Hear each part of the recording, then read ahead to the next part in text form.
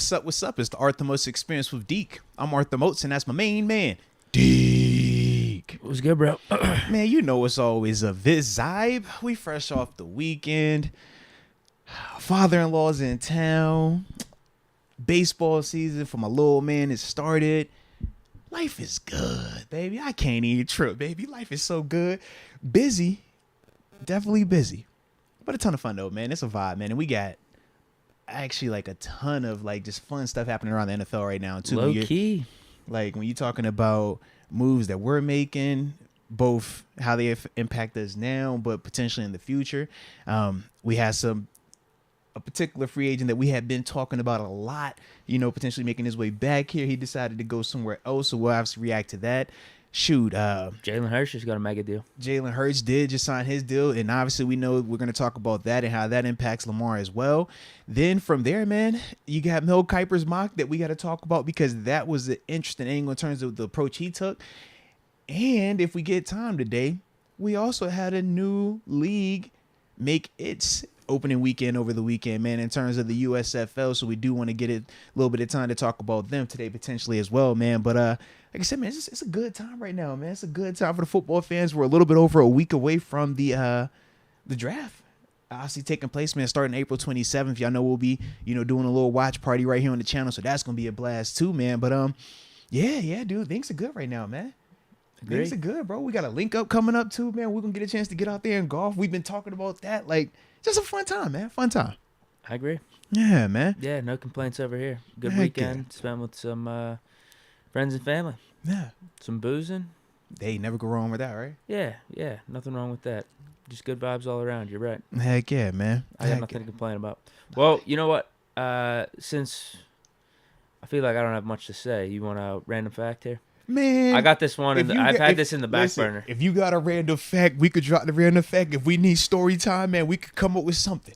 But let's talk, because we do have a little earlier start time too, and I did want to throw that out there. We appreciate y'all flexibility rocking with us, baby, because y'all know, man, we're going to get the content to y'all one way or the other, But sometimes we do got to bump it up and things like that, so it's going to be a good vibe. Okay, so everyone knows Disney, everyone knows Mickey Mouse, everyone knows the characters for that, right? Mm-hmm. So, the one main character, Minnie Mouse, her name is actually not Minnie. That's a nickname, right? What's the first nickname? The real name is Minerva. That sounds like you should be called Minnie. So, Minerva, based off my research, is, Greek goddess or, fiction of blah, blah, blah, this and that, of wisdom, philosophy, so all that stuff. So Minnie really liked that then? That what you trying to tell me? I guess, I guess just the name was Minerva, and you're right. A lot easier to say Minnie Mouse instead of Minerva. And especially for the demographic. Goddess of War is what Minerva means. When you think about their target audience, I'm like, how many of these little kids could say Minerva, let alone how to spell Minerva? But I do like that, though. Shout out to Minnie. Not actually her name. So is Mickey's really, is that his real name? Now you got me intrigued. Well, I guess his real name would be Michael, right? Would it be? Isn't Mickey a nickname for Michael? I thought Mikey was, or Mike. Yeah. Let me see that. Like I call Michael Jordan Mike. I don't call him Mickey. But then I think of Mickey Blue Eyes. Yeah. What? There's no way. What's his name? Wait, is this real? What's his name, bro? What's his name? Tell me something good, bro. Oh, it's even wilder than Minerva for Minnie. Oh, Lord. For Mickey. Yeah, here we go. What you got for me? Mortimer. Ew, I love it. Mortimer, we're back. This is on Mortimer. Yo. How's that even a name? Mortimer. Yo, I rocks with it, bro. Shout out to Mortimer. Wait, is this real? This is on Wikipedia. Mortimer Mouse had been Disney's original name for the character. For his wife, Lillian, convinced him to change it. So maybe it never got out there. They gave it as Mickey. Yo, that is funny. Okay, so I guess it's always been Mickey, but the inspiration came from Mortimer. Yeah, I guess what the initial guy wanted to name him. Could you imagine Mickey and Minnie being Mortimer and Minerva? Does not hit the same. I'm seeing here on Disney Wiki, Mickey's full name is Michael Mouse. Deke, this is when we talked about Michael this, Theodore Mouse. Listen, when we talked about this concept a couple of weeks ago about these facts, this is how I envisioned it, man. I'm like, yo, sometime we're gonna get something that's like this is heavy hitting, and other times it's like, yo, this is so interesting, but in a weird way, I like it. And this is it right here, bro. This is it. Shout out. Mortimer and Minerva. What could have been. Whew. Definitely glad they did not stick with those names. Man, that could have been really, really, really bad. Could have been really bad, man. There you go. I like that, bro. It kind of makes me think of Robbie Anderson. You know, he changed his name to Chosen Anderson. And when I saw him sign with the Dolphins this weekend, it was like, Chosen has chosen to sign with the Dolphins. And I was like, yo, Chosen, that's really his name? And I forgot he changed it. But then I was like, would you ever change your name? No. And I'm like, if my name was Minerva, I probably would change it to Minnie. And if my name was Mortimer, I probably would go by Mickey. But I actually like my name, Arthur. Yeah. No, I think Eric's a really good name, actually. Yeah. But my nickname, Deke, I think that's a good name as well. So I like both names. I have no reason to change either or. I'm like, I love my regular name, Arthur. I love my last name, Moats. I love my nickname that my folks call me. So it's like, now I'm good on all three phases, man. Heck yeah. Heck yeah. So it's been a vibe, bro. It's been, John Doe. Shout out to you. He brought up Valentino Blake. Yeah, I remember Valentino as Antoine. Oh, it was actually on, speaking of name changes and stuff. What was it? It was like on TNT or TBS, one of those. Meet the Parents. And dude's name's Gaylord Falker. Yeah, Gaylord Falker. He changed his name to Greg. I understand that. I understand why you'd have to go from Gaylord to Greg. Yeah, I could definitely see that. I could definitely see that, man. Yeah. So we got some options, man. But for anybody that has ever changed their name, I would wonder like what was the inspiration behind it though. Because like I don't know, like I have like people that have changed like the full to the condensed or like what they were already going by as a nickname. But I always wonder, like, what's the thought process if you legit, like, change your name from, like, Robert to James? Like, if you do a drastic, not changing it from Robert to just Rob because you go by Rob. Like, if you actually changed it from, like, one whole name to a totally different, what would be the inspiration behind it? I always wonder that. Because I think, like, outside of me being, like, a witness protection or something like that, I don't see a lot of scenarios where I'm changing my first name. Like, because we understand, like, with marriage and stuff like that, last names get changed, hyphenated, or dropped completely. But in the sense of what would you change your first name? Like, what would be the reason unless you're, like, a mob dude? I think it's just got to be you don't like your name. Like, you really hate your name. It gets to the point you hate seeing yourself write the name down. You hate hearing people call you that, and you just want to change it. John Doe brings up a great point. He says, everyone I know who changed their name was a felon. And I'm like, yo, I don't know a lot of people that haven't been down the rocky path or have had something where they are in hiding that they didn't need to change the name. I'm like, what we changing it for? You know what I mean? Like, I don't know. But I'm sure, like you said, if there's a Gaylord out there or some other type of like crazy name, like, yeah, maybe that's it. And it's like I said, not a slight to anybody who has these names, but I'm just curious. That's all. Definitely curious, man. But that is interesting though, bro. That's definitely interesting, man. Religious conversion could be one. Ooh, okay. That's Hannibal 090. I could see that, cause like I had a friend. I know when he came over from Mexico. That was a part of his name. Like when he got citizenship, they offered him the, chance to change his name to a more like, I guess like American name.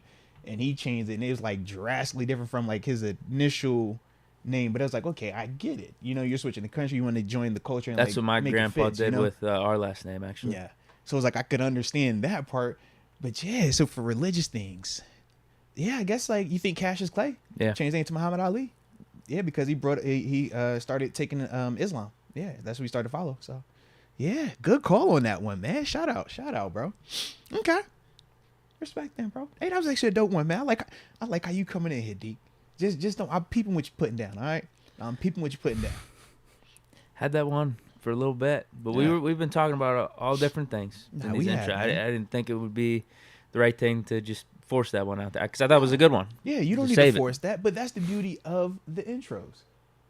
That's why it's the intro. It could be story time. It could be random fact time. It could be, something that might have happened to us during the day. But whatever it is, we're going to get it out there. Now that is complete and we give people a little bit of time to join us, now let's start the show like how we always do because we do got plenty we're going to talk about today, even with the early start time. So hit that like button on the front end. Subscribe to the channel if you have not done so, because we're almost up to 40,000. And remember, when we get to that 40K mark, we're doing some big giveaways for y'all. All right, so definitely tap into that. But with that being the case, drop it in the comment section where you are tuning in from, and we'll give you those big boy shout outs to start today's show. Sequoia Harris, 718, Bronx, New York. The Bronx. Love the Bronx. You know that, baby. Man, next time I'm in New York, I need a tour guide. Who's going to take me around the city, man? I'm trying to just hop from spot to spot. I like the city, man. Zach Miller, hope everyone had a blessed day. Checking in from the 304, Princeton, West Virginia. Absolutely. Oh, and happy Orthodox Easter yesterday for anybody that, for the Greek people that celebrate the Orthodox Easter. That was their celebration yesterday. Is it just Greek people? Yes, or Orthodox. That's why I say Orthodox Greek. So yeah. Okay. Yeah, whereas I didn't know the other Russian Easter, Orthodox had anything to do with that. Yeah, I don't know. Yeah. Shout out to the iPhones, on your iPhone. Remember, we had this convo. And just know I seen some of y'all come back. Deke, they was in our comment section heavy, talking about them daggone Androids, trying to make a little noise. Ain't nobody hearing none of that Android talk, all right? But on my iPhone, it let me know that this was the Orthodox Easter yesterday. So when I saw some of my Greek friends that celebrate the Orthodox Easter, I was like, oh, I know what's going on here. So that's why I wanted to come up here and shout it out, man. Shout out to the Orthodox Easter, man. Let's go. Quan Summer, 323, Watts, California. Whew, shout out to Watts. Rod Douglas says Mickey and Minnie Mouse's alternate names sound like two villains from Marvel. Bro, facts. Yeah. They do. Kind of do. Like, that would not make me want to, watch that. If you're going to watch, was it Minnie? No, Minerva. Want to watch Minerva and Mortimer. Like, nah, mama, I'm good, daddy. I'm all right. Shane Holiday, the 480, Mesa, Arizona, in the house. Let's go. Shout out to Mesa. Oh, and Steve Bama looks like he gave us some updates on the Orthodox element of it. He says, thanks for the Easter shout out, but then also said that that's for Russians, Greeks, and Serbians in terms of celebrating the Orthodox Easter. Okay. All right. See, this is the beauty of this, man. We get to learn about different cultures and all type of stuff because we got iPhones. That's why. If you had an Android, we couldn't have that conversation. We wouldn't know. Richard Stone has breaking news. Big Ben 1-year deal, $2.5 million for punter. Hey, he do have an elite his inside the 10 punt game. Hey, he top notch, man. Put some respect on it, man. Put some respect on it. Karma God 91 937 Dayton, Ohio. Ain't no karma without God. Okay, talk about it, baby. Talk about it. Steel City 703 Woodbridge, VA. Hey, shout out to Woodbridge too, man. I was just passing through there when I went down there to good old JMU to pick up, my father-in-law. Good little time. Cliff the Dark Knight, we out here in the 508, Brockton, Massachusetts. David Soto. Massachusetts. Yeah. I like it. Respect. David's tuning in from Chicago. Shout out to Chicago. All right. Man, let me tap in. I got a couple of folks pulling up on us. Like Dalton Wowden tuning in from the 715. I believe that is Wisconsin. And then after that, it's not a show without Leah Warren. And she simply says the 254, it's almost 420. Even though it is always 420 over here. And it's always 420 over here as well. So don't you trip. It's always a celebration. Big smiles. You know what I mean? So it's beautiful. Shout out to you though, Leah. Shout out to you. Isaiah Clark tuning in from the 618 Illinois. And then we can't forget about Juan Rango, always tuning in from the 702 Vegas or Nevada. But you catch my drift. And he says, you guys see Hurts got signed. I did. And we're going to talk about it. I just want to end it with Shaq Daddy. Tuning in from the 412 Baldwin. Shout out. Met Omar Khan yesterday. Wished him luck. Said he looks pretty confident. Well, that's what we like to hear, baby. That is what we like to hear. Nice. So let's go, man. Let's go. Little inside reporting right there. Mm-hmm. It's good to hear. All right, you want me to hit these supers? I think it's on me at the beginning. I think we got two upper rooms that just joined. Yeah. Devontae Gray and Germ824. Welcome to the upper room. Yes, indeed. And we greatly appreciate your support. You know that, baby. All right. So let's start it off with official momentum. Hey, missed you guys last week. Hashtag Jack Maurice Myers Jr. Let's go, man. We missed Shout you him out because the phone lines were open. we did have the phone lines open on Thursday, and people was over here like, yo, where is official? It was like, we don't know. Phone lines open. I'm trying to think. Yeah, and we had them open for a while too, man. So we definitely were missing you, man. But hopefully next time you'll be around for we can spin that block with you, baby. Fish Momentum Steelers draft party April 28th. I will be there. AE. Yeah, that'll be down at Stage AE, man. It's supposed to be a good event. I think Cam Hayward's pulling up. Should be a good amount of alumni pulling up there as well, man. Now, that's gonna be a vibe right there.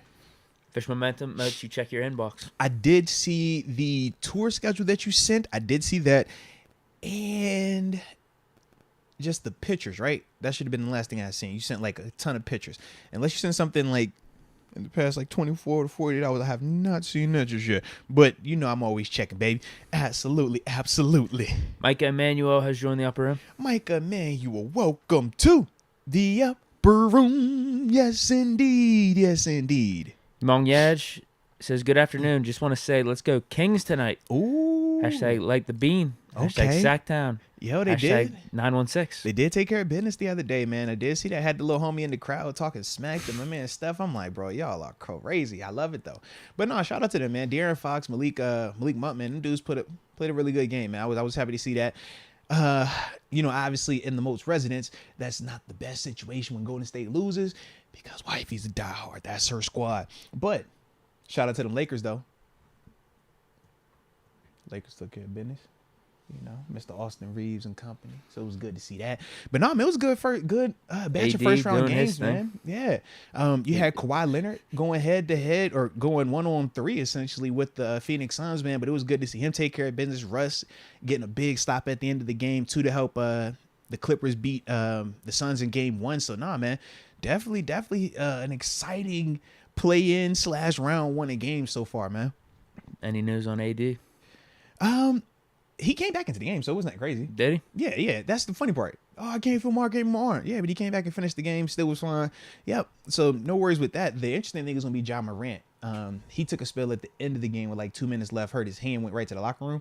And after the game, he was kind of saying that he's still kind of in jeopardy because it was just like what it felt like. When he fell, he literally just got up, was like in pain, ran to the locker room, never came back. Yeah, but there was a couple guys that got hurt yesterday. Giannis went down with a back injury. Tyler Herro broke his hand. Like I said, we just talked about Josh, so yeah. Yep. So we'll see, though, man. We shall see. Fish Momentum Ambition live at Pittsburgh Zoo, June 9th. Bro, shout out. And I like that move, too, by the way. Young Poppy Benito, shout out to Deke celebrating the Super Bowl win with shots of Henny. You did the Henny on him? I did. Turn up for the culture. And that's not a franchise Super Bowl. Turn up for the culture. That was a real deal one. No, Ultimate I would say, team, right? yeah, that's not the same as franchise Super Bowl. I'm still in the middle. Actually, the playoffs are starting tonight. No. You said franchise, the online franchise. I'm thinking when you said franchise, you talking about like just playing against the computer. I'm like, why would you put the computer franchise mode bigger than like you winning the championship in your online league? But I'm mixing them up then essentially. Well, yeah, I only play people online. So Ultimate Team is the one where you stack up the cards. Right now they have a Ryan Shazier quarterback card. It's insane. It's actually probably the best card in the game. Best quarterback, actually. Pretty good. I can't stand that. He's pretty good. I hate that, actually. With a passion, I can't stand that. Good. My God. They actually gave him, like, the best release. I think they gave him Aaron Rodgers release. His Ryan Shazier quarterback card. TJ Watt running back card. Like, bro, stop it. Stop it. Yeah, they should bring back that TJ running back card, too, actually. But, yeah. No, I didn't even win it with Shazier. It was probably from a few weeks ago. I went on a run with Vic. Probably the craziest AFC championship and Super Bowl finishes you'll ever witness. It was insane. But yeah, I don't have them anymore, but whenever I get iced at the end and I'm kicking a field goal, you take a shot. I usually have Smirnoff Ice on me. So like I'm getting ice, so I chug a whole Smirnoff Ice. I like it. But I'm out of Smirnoff Ice, so I just have leftover Henny from my shot challenge. So now I'm just taking pools of Henny. I think I got iced in both those games. And the Super Bowl, I just took like 2 shots for the hell of it. I was like, Deke is up. Deke is living, baby. I love it, baby. I love it. That's epic. That's not dope. The franchise Super Bowl. Actually, playoffs start for the franchise today. Round 1. All right, who you got, man? Miss City. Who? We don't know the Kansas City guy. At home. I know him personally. So I think of like Boom Man. Like he's not. Boom Man. He might be in here. Right? Yeah, I don't know. He might be in here. But yeah, he's Cleveland. He's out of the playoffs. Okay. Yeah, I got Chiefs. So this is a big one. This is kind of revenge, you know? Where's the game at? At Acrisure, actually. Okay, the tables have turned then. Let's roll. Acrisure. Let's roll. Yep, I won the division. He got the 5th seed. Yeah, I'm the 4th seed. He's the 5th seed. Chargers won the AFC West, so they're the 1 seed. It's funny, too, because the guy that was the Chargers was going undefeated. Some people got a little pissy because they thought he was too good. He ended up leaving. He's like, I don't want to cause any problems in the league. So he's like, you got to promise me you leave them as the computer. I told him to not leave to begin with. I'm like, dude, don't leave. I'm not complaining about it. Yeah. So he leaves, and so the computer's the 1 seed. Yeah. He left when they were like 13-0 or something, and then I think they finished maybe like 15-2. They're the computer's the 1 seed. So it actually, I beat out the Bengals for the AFC North. The Bengals snuck in as a 7 seed. It actually would have been better for me to not win the AFC North and get in as the 7 seed because I would be playing the computer in round 1. No, not in round 1. I'm sorry. Computer's got the bye. Yeah, exactly. Yeah, but I see what you're saying because the computer is gonna be a way easier matchup than the actual. Yep. So whoever wins that 2 versus 7 game is essentially getting a free pass to the championship. The two games, the Colts, and that's one of the games I lost to recently. But as I was watching the tape back, I was like, I could take him again. I was playing so bad at the time. I would have felt confident against Indy. Yeah. But yeah, big game. It's tonight. Let's go, man. Yeah, everyone Let's wants go. to check it out. Big one. Let's go. Turn up one time on them then, baby. Okay. Steel Nation on fire. That boy Lamar gonna be pissed after seeing that Hurts contract. Not pissed. He's excited. I mean, let's be real. Jalen Hurts loved the fact that he got the bag, right? Was it 5 for 255, 176 fully?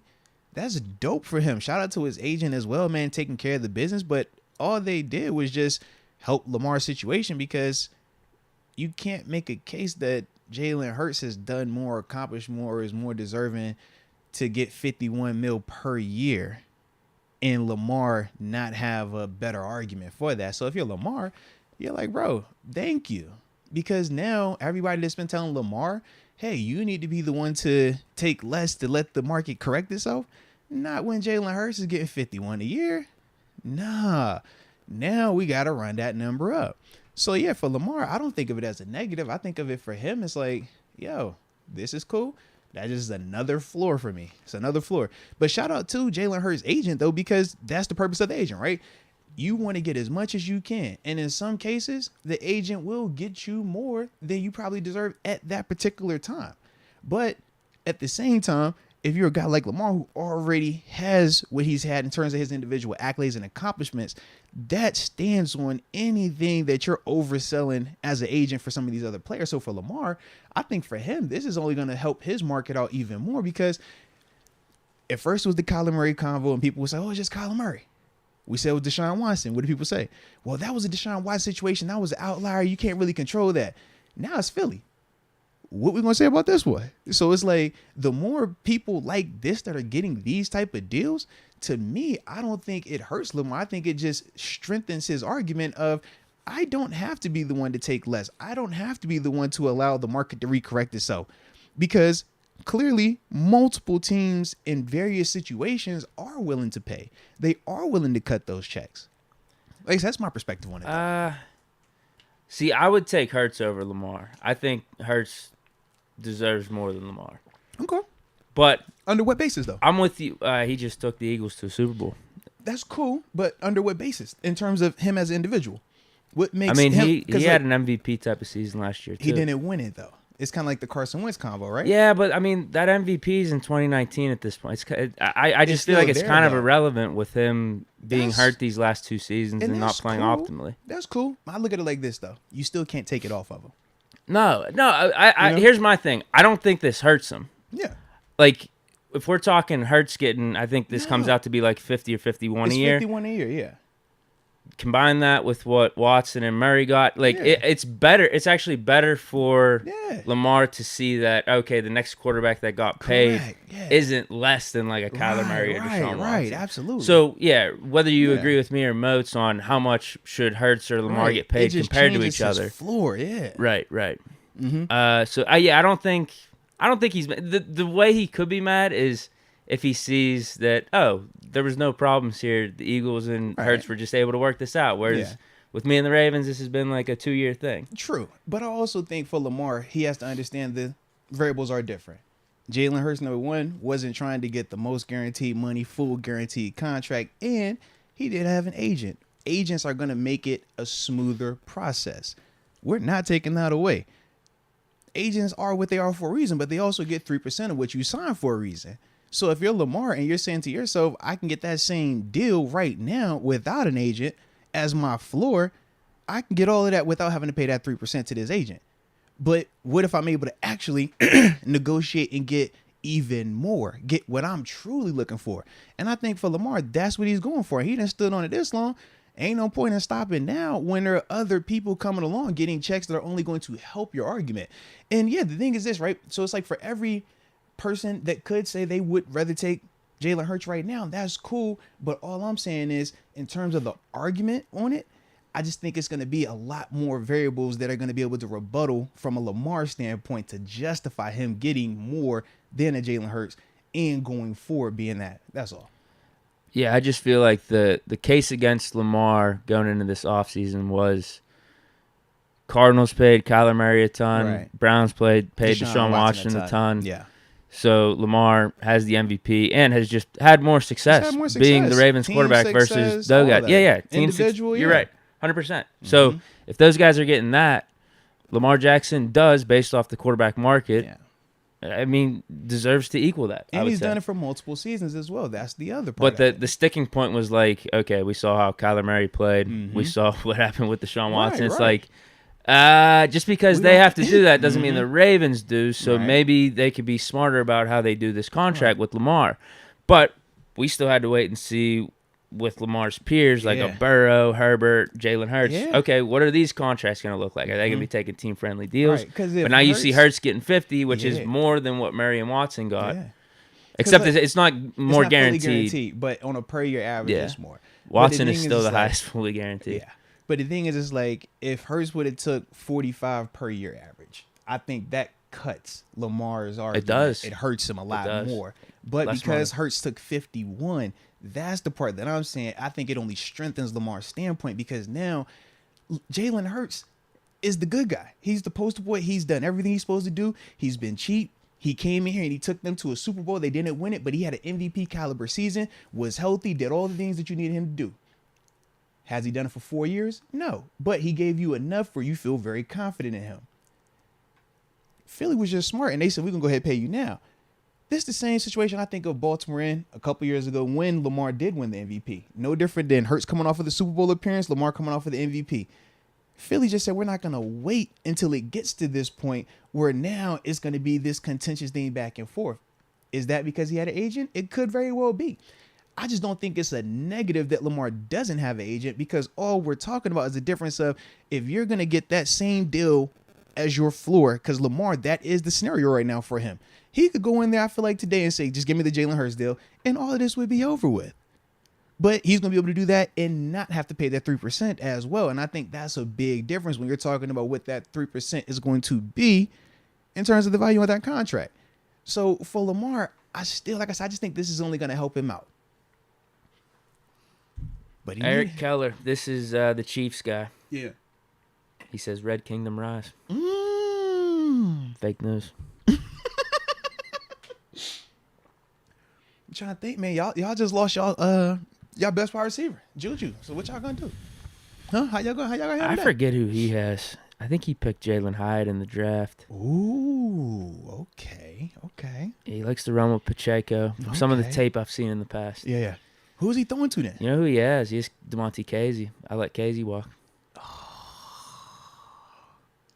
Who's he throwing to? Yeah, he still got Kelsey over there then? I honestly think Hyatt's his main receiver. I think he might be the fastest guy on his team. Sheesh. That's crazy. Yeah. See what Tariq Woolen can do. Let's go, He's man. Been a huge disappointment thus far for me. Hey, Eric Kelly, you going down. Just know that, man.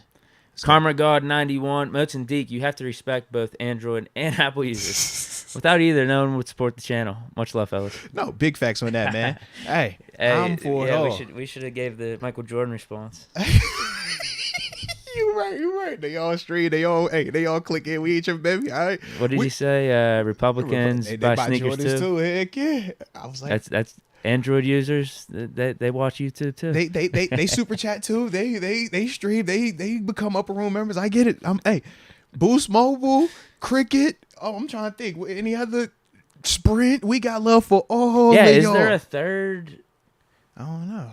Cell phone. What would you even call that? Because that's why I said like the Boost Mobiles, like the Crickets. Android's like the software, right? Because people can use like Samsung and different phones with style. That, yeah. Right. Because you can still get an iPhone. Is there a third one? No, you can have an iPhone on Android, but yeah, it's the software. You're right. It's I guess iOS versus Android. Was there? I don't know who. But it's who would be the third It'd one. be Apple products versus like non-Apple products. I guess so. Yeah. Did you just call anything that's non-Apple and Android? Basically, isn't that how we do it? Basically.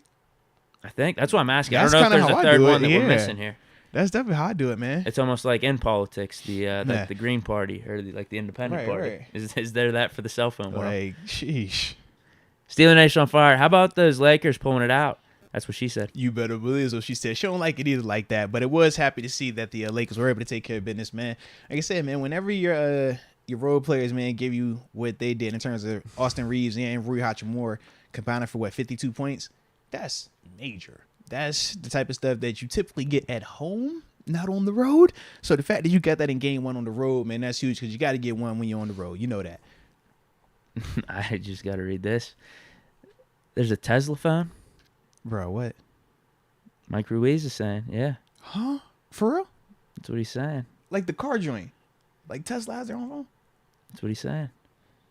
You know, it would not surprise me. It wouldn't. I feel like they got their own little techie world. It probably would not surprise me. That is interesting. I'll check it out for Wednesday. Yeah, that is definitely interesting, though. Shakur Harris, OG Moats. Next time you in NYC, hit me, bro. Let's go. I'm an NYC police detective. Word? Give you a tour and whatnot. Love the show. Got an NYPD card for you. No cap. Yes, indeed. Man. Wow, that's sick. No, that's dope, man. From the heart. No, seriously, man. Next one down there, bro. I'll definitely hit you up, bro. Absolutely, because I'm all for that, man. Okay. Bro, I just love the city, man. That's like my vibe, bro. Like I said, in another life, when I'm just married and there was no kids, or like the kids are like all grown up, man, I could just see myself living in the city, walking everywhere. I don't even need a car. Taxi, Uber, just walking. Like it just, man, it's my vibe, bro. I love it. Fish momentum. Everyone versus Big Ben on the Mar. Yeah, I looked into that further the next day. So what happened now, man? Oh, it was just asinine takes. Is it the same? Was it the same RG3 thing? Like basically everybody took that stance on it, or what were they? Yeah, going? pretty much. Yeah, I think they just eviscerated 7. Yeah, did not take any context of what he said and just reacted with the rabbit ears. Yeah, because remember whenever we were talking about it initially, because I didn't know anything about it. I just saw some headlines of what Ben said, and then someone brought it up, and I was like, I bet you he's talking about like Odell and like Lamar's just being brought up. He was specifically talking about like what Odell could do for their offense, and then he brings up like teams don't fear Lamar like that. They'll bring up the safeties and everything, but then he goes, with Odell, that might open some things up for the Ravens now because now they might send a safety back. He was actually complimentary of it when he was discussing it. Yeah, but that's what we figured it was, man. You take this little click, this little portion of what he said, RG3's a jackass, and then you just overreact to it and create a narrative, but it wasn't necessary. But like I said, I get it. For those dudes, man, that's all you're hearing. It's just a different mindset, different perspective on it, man. But I'm glad that we are able to provide some better context on some of that stuff, though. Cliff the Dark Knight, 3% made of the full value or just guaranteed? Full value of the contract. Yep. And the way they break it down is every year, whatever your total is, because obviously, like for Jalen Hurts, he's going to get 51 a year, even though the deal is 256. So if he were to not see the last year of that deal, that money he never got that money, so it doesn't matter. But whatever he makes in that year, that football season, that's the 3% that he's going to be paying off of. So if it's 51 this year, he's paying 3% of that. When it's 51 next year, he's paying 3% again. It's 51. You see what I'm saying? That's how it typically works. Or whatever. I'm trying to think. What's the other way I've seen it broken down, man? Nah, that's typically the way that you do it, man. Most people don't pay it all up front because our contracts aren't fully guaranteed. So that's typically why we don't pay all of it at the same time. But yeah, whatever you're making, man, they're going to take some of that. And that's why a lot of dudes will get rid of their agent, or they'll use the agent to get the deal done and then fire the agent during the contract, during the years of the contract, so you don't have to pay that 3%. it's pros and cons to it, though. Yeah, you're looking at it and saying, I'm not paying 3%, which for some contracts can be a lot of money. And when you think of what that agent is actually doing for you, sometimes you ask yourself, can I do this myself and save that 3% that I'm kicking out? Because is my agent really bringing in that much money for me? Or is it something that I could simply be doing for myself? So that's some of the pros and cons with that.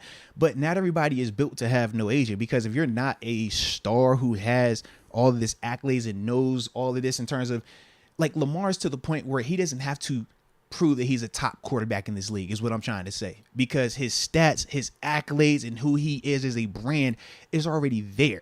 So in terms of an agent, yes, it can help, but is it necessary for him? No. Now, if you're talking about Marcus Allen, for example, right? Very different. He has to, number one, have somebody that can prove or advocate on his behalf that he's worth a roster spot, that he's worth a linebacker position, that he's worth more than just being a special teamer, or that what he brings as a special teamer exclusively is worth compensation. So the agent has to preach and push and bring up all these different variables to push that, because he can't just stand alone, walk in there and say, yeah, I'm one of the best dudes in the league. Why not? So that's the pros and cons with that thing, man. But that's the big reason why some guys decide not to have agents, because they don't want to pay that 3% every year based on what they're making, because not all agents are actually getting you these type of deals, man. Now, in terms of not the big contract, but in terms of, all right, I want a bigger Nike deal. All right, I want to get into a TV commercial. All right, man, I want my foundation expanded. Not all agents rock and do all those type of things to expand that. So if you paying this dude 3%, you do the math on 3% of 51 million, that's going to be a substantial chunk of change. So it's up to that player to feel like, yo, am I justified in terms of what I'm cutting? Am I getting enough back that I feel good about that? And that's an individual, case by case basis with that. For me, I was team agent. All right. And I said, I'm going to go with Drew Rosenhaus. Come here, Drew. Thank you, baby. Because I felt like I was one of those guys that had good enough tape, but I needed somebody to advocate to get me the money that I was looking for. And that's what I did. But it was times where I was paying him 3% and I wasn't tripping. I had an agent before him. When I pay him 3%, and I'd be thinking to myself, man, what I'm paying you versus what you're giving me, I didn't like it all the way, which is ultimately why I switched. So that's what I'm saying. Like, it's very case by case with that. That's it for the super chats right now.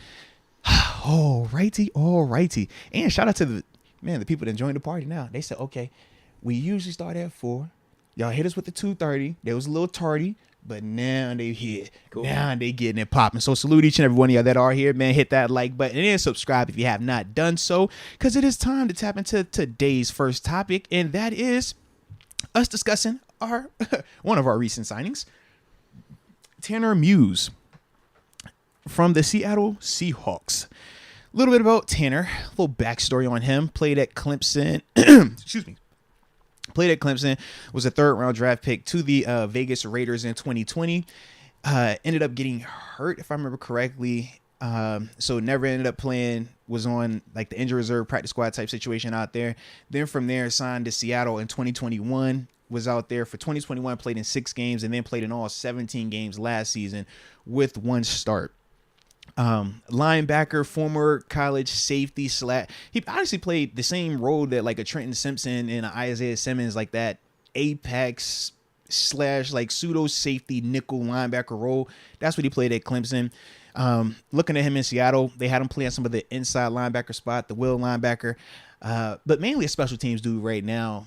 Very athletic, good closing speed. You watch his tape on special teams, man. He's a core 4 guy. He's a productive player on teams, though. Makes a ton of tackles. Real good in terms of setting up blocks and stuff like that.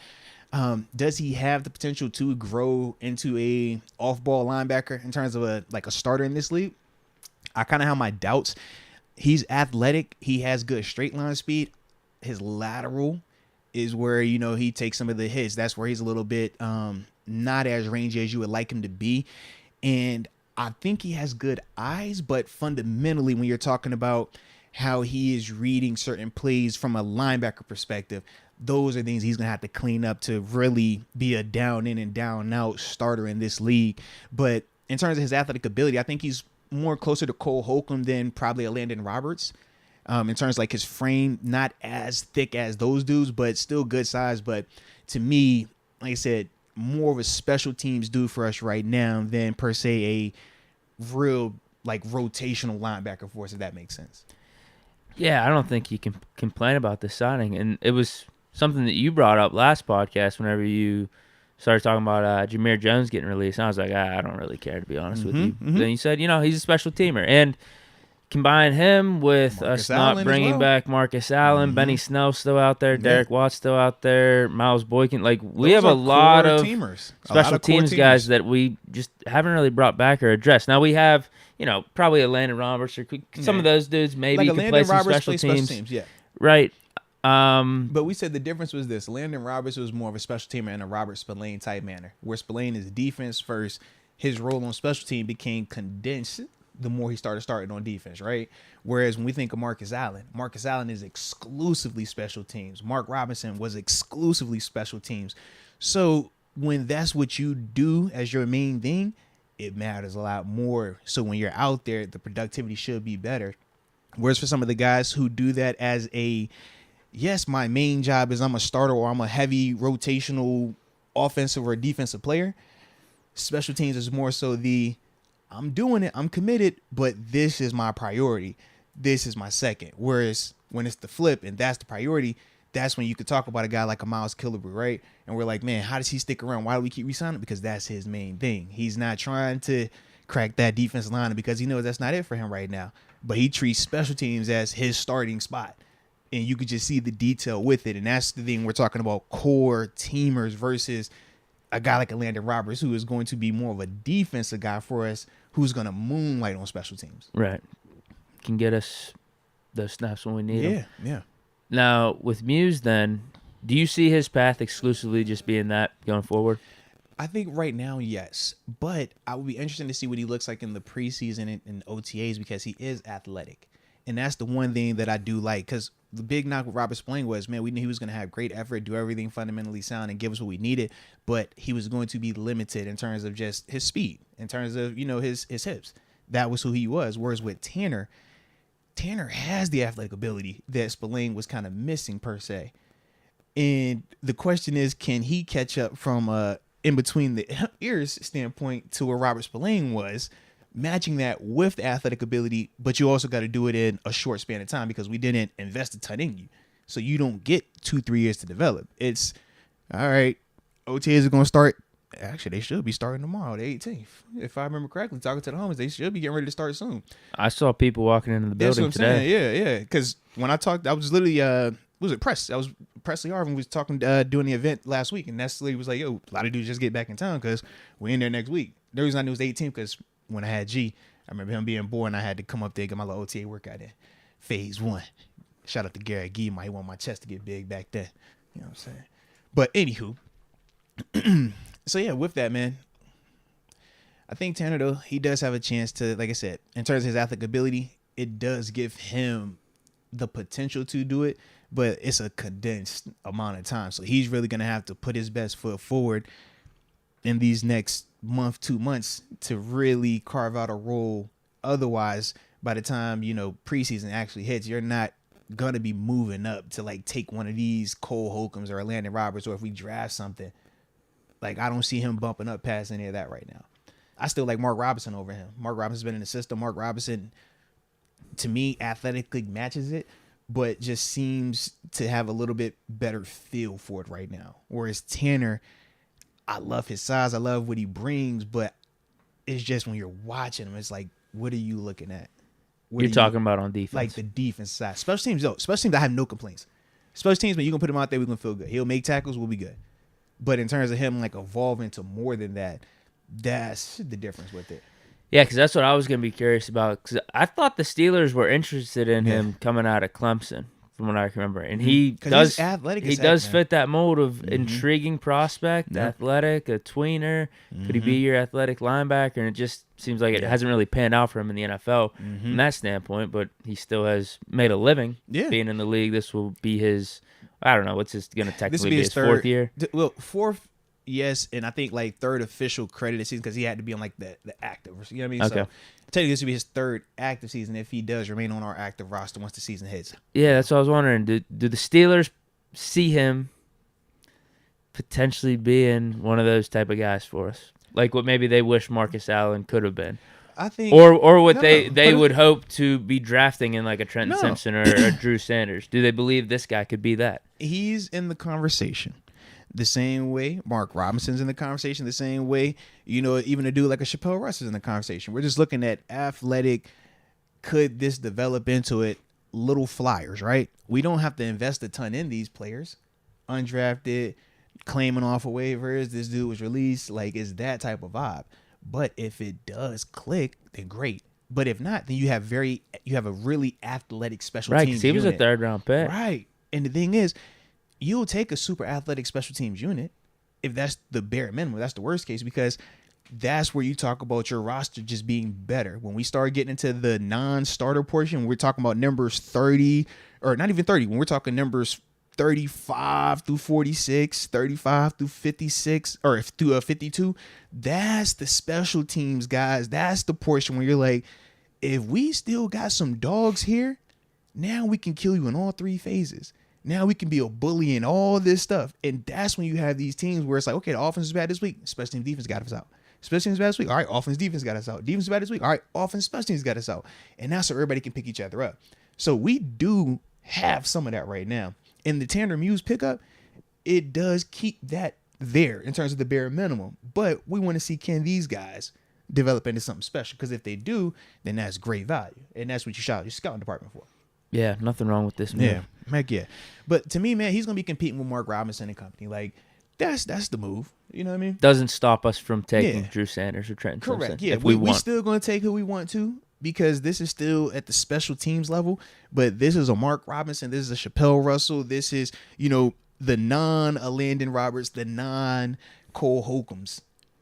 This is the competition for those type of guys in terms of defensive snaps, because he's going to already have a shoe-in, essentially, or a head start in terms of special teams because his tape is too high. You cut his tape on, it's not preseason, this is regular season, you're making plays. That's not a guarantee in terms of, just because you play defense, can you go out there and play special teams? Not everybody can do that. So for Tanner, he's already going to have a leg up on a lot of people. Do we have Killebrew back? Let me check. I want to say he. Yeah, are we building up? He's back. Special team. Yeah, Killebrew is back. Absolutely, man. Nice. Yeah, so we're gonna have some talented dudes out there, man. And like I said, when you're talking about building a championship team, you got to have all 3 phases. How many times have we seen teams dominate in 2 phases, but special teams kills them? They can't punt. They can't kick off. They can't. Man, we got out of Cincinnati because of field goal. Think about that, right? The first game 1, they could not execute the field goal, snap, kick, the timing of it, right? Now, we know it was an injury at play, but still, we can see the impact it can have. The New England Patriots, they got beat last game of the season on a punt, or whatever game that was, where dude punts it. No, it was the Jets. The Jets punted it. Cat from New England returned. In fact, it was on the dude that we signed, Braden Mann. Yeah, it was on him. Put it in the middle of it. I never forget. I was like, hey, bro, that ain't what you want to do. That's probably why he was available to us.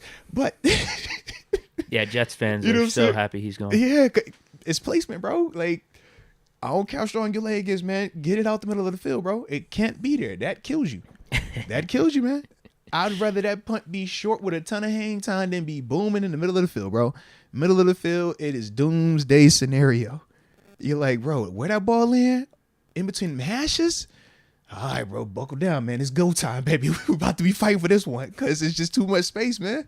Way too much space. And them dudes are too electric. They're too athletic. So when it's space and you got to cover all like 50 to 53, like across the yard, yeah, that is a nightmare. Everybody on the cover team was like, whoa, baby. We want that thing here by the numbers. We want to have this little portion to cover. Not all that. Nah. You want to talk about him? Yeah, let's talk about little Braden, man. Because you had anything else with Tanner, did you? No. Yeah, he was good on that? All right. No. I was going to say, actually, with the whole special teams thing and us bringing in guys specifically for that, building up that unit, I mean, there's still Derek Watt out there. Mm-hmm. And if we bring in Watt, Tomlin gets the Affinity Stone. Ooh, the reason let's talk about it. The reason I want to bring this up is that would be the 3rd stone. Mm-hmm. But I did get some news recently. Is there a leaky stone that we just found? Where's the stone been lingering at? Yeah. I need to get your opinion. I need to get the chat's opinion. Uh-oh. So is it a janky stone? Is the stone janky? It is and it isn't. It is and it isn't. It is what it is. We just don't have the clearest of information on it. But I think it's good. I do. All right, let me hear this. I'm excited for the jankiness. You know I need that. Braden Fajoko. Okay. Is blood related to Chris Kimayato. Time out. Can I be offended for a second? Because that's what you're supposed to do in today's generation. You got to be offended, right? Let's hear it. I'm offended that you put emphasis on blood relation. Why? Because not everybody is full blood. That's what the article said that I read. I'm sorry. So that offended me, okay? The fact that you put emphasis on an individual being full blood while I'm not full blood in certain areas, yeah, that makes me feel very uncomfortable and my feelings are hurt, okay? I'm sorry. How do we feel about that, though? There's no details about the relation. Like first cousin, second cousin, we don't know. They're just same blood. I guess, but here's what I was thinking. Do we have confirmation on Peterson and McFadden how close they are? We just hear cousins. Well, at least we know it's a cousin. So with cousin, it's either first cousin or second cousin. To me, I'm like, they got to be first, second cousin. Just based on like their closest, their dynamic. They don't seem like that became we're professional athletes. Now we're calling ourselves cousins. They Correct. do appear like they have had some type of history. Yeah, so, did Braden even meet Chris Kimayato growing up? Because that's my thing. I think of like some of the people that I'm cousins with or that will like, even like once I became professional, you know, and I'm getting to my career and they're like, oh, we got the same last name. Or they do the Ancestry.com and stuff. And like, oh yeah, man, technically like we're cousins. And I'm like, yeah, about that one, you know? So yeah. So how we feel? That is very much janky. It's the same concept with Peterson McFadden though. You got a current player with a legacy stealer. But it's all about the relation. How close are they? Yeah. How close like, are do they know each other? Can we have better details on Is this like my Irish blood? I take pride in my Irish blood. I do. But you know, yeah, y'all peep it. If I ain't tell y'all was Irish, you'd be like, bro, stop lying, okay? So, is it that type of? You're actually being legit about that? I always thought you were joking this whole time. No, I'm dead serious. Yeah, it's like a little How bit. How much? Like it's a little bit. 1%? No. It's more than 1. 5. Less than 5. 3. See, you asking a lot of questions. If I start giving you that's 2. Now I'm running out of numbers. It's between 1 and 5. It's between 1 and 5. That's all we need to know, man. Yeah. Okay. But it's in there. It's legit. So that's the problem. Like, it's legit. Yeah, I got Irish blood, bro. Yeah, I don't know how to feel about it. They call me Arthur O. Moats. Yeah. I think I'm leaning yes. I want to say yes, but I need to know, like, can we at least are they Facebook friends? Are they Instagram? Do they follow each other? Like, is there any, because, you know what I mean? Like how, what is this relation? Is it legit? Blood related, though. On the technicality, they are. It is blood, though. That's what I mean. It is blood. That's the technicality. It is blood, bro. Does it matter when you find out? It is blood, bro. It is blood. Now I see what you mean, bro. I see what you mean. That is, yeah. I think I'm That's leaning, iffy, yes. bro. I think that is iffy, bro. I need opinions from the chat. Yo. I don't know. 'Cause this is a big deal. It is. It definitely is. The reason I bring it up, because this could be the difference between Tomlin somehow pulling off the full gauntlet this offseason versus being one short. Very true. Because if he does bring back Derek Watt, and we count this Fajoko one, that's 4. Then that's 4. And all he has to draft one. All he has to do is draft JPJ and Herbig. Then he'd have 6. You're good, yeah. He'd have the full gauntlet. Yeah. I didn't think I'd be able to witness it. Bro. And we like legit have a chance. You know what? For the sake of the gauntlet, I'm gonna go ahead and thumbs it up. I will grade on the curve from my standpoint, man. Because Chris is a legacy player. He is legit. Yeah. Like he's not a starter. cup of coffee dude. Like, no. Yeah, that's a name. You know that name. And he even has the funny sound bites. You know what I mean? So I'm with you, bro. Grade on the curve, man. It's 3 infinity stones. Grade on the curve. We So sitting good 3. right now. We sitting good right now. Whew. Wow. That was clutch. So we're sitting at 3. We did have a signing. Let's Braden talk Mann. a little Braden Mann. Man, shout out to that though, bro. I like that, man. Presley on the hot seat. I like that. So, man, you said press on the hot seat? You asked that? Ooh, okay. But no, let's talk about it, man. Braden Mann. He's obviously gonna compete with him. Oh no. We for a fact we're gonna rap about this. Let me pull him up real quick. So for Braden Mann, came out of, oh my goodness, he was Texas A&M 6th-round draft pick in 2020. Yep, shout out to my 6th-round brother. To the New York Jets. It was there his first 3 seasons, 16 games rookie year, 10 games in 2021, 17 games last season. In terms of the number of punts, man, he had a lot of work his first season and a lot of work last season. 82 punts his rookie year, 83 punts last season. In terms of yards per punt, last year was at 46.9. His net, 40.8. Remember, we talk about net punting. That is the 40-yard mark is the bare minimum. That is the varsity cutoff line. And net punting is the punt along with how much return yard was off of that. So if it was a 50-yard punt, 10-yard return, it's a 40-yard net. Okay?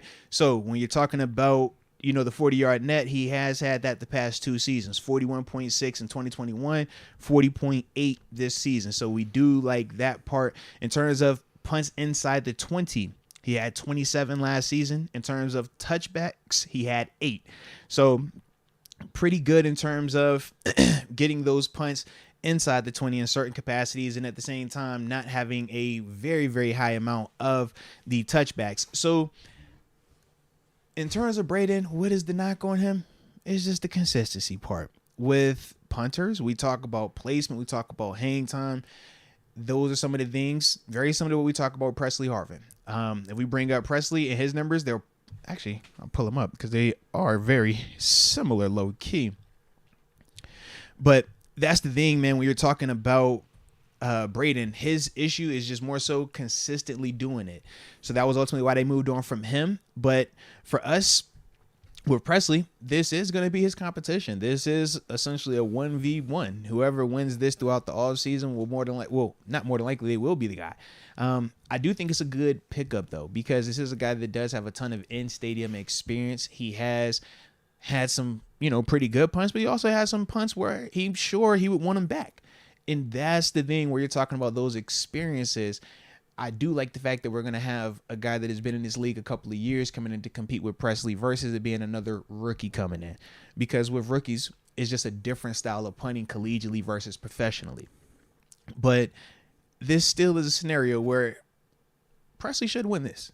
In my opinion, I think he should win this competition out. But Braden Mann is going to push him. And that's the part that we want because it's only going to make our roster a lot better.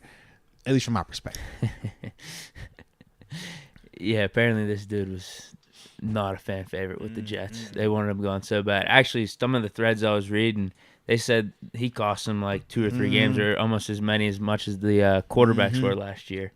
Because he put them in the wrong place, bro. He put some in them punts. Seen some shanks on there, too. Seen some, I think there was one kickoff. He was slipping, and he only kicked it like a 10 or 20-yard grounder. Yep. So, yeah, he's had some bad moments. I think it all starts off, too. This was back in 2020. He tackled the Rams punt returner who, if the Rams would have scored, this is when the Jets were 0-13. Yep. If the Rams would have scored, they probably would have won that game, and the Jets would have had the number 1 overall pick. Yeah. Mm-hmm. But because Braden Mann tackled the dude, they had to pick number 2, and they got Zach Wilson instead of Trevor Lawrence. They were upset about that. So, to start off from that point and to see some of these bad punts that he's had, Jets fans were happy to get rid of him. Yeah, and it's special teams, so you don't have a long leash to mess up on special teams.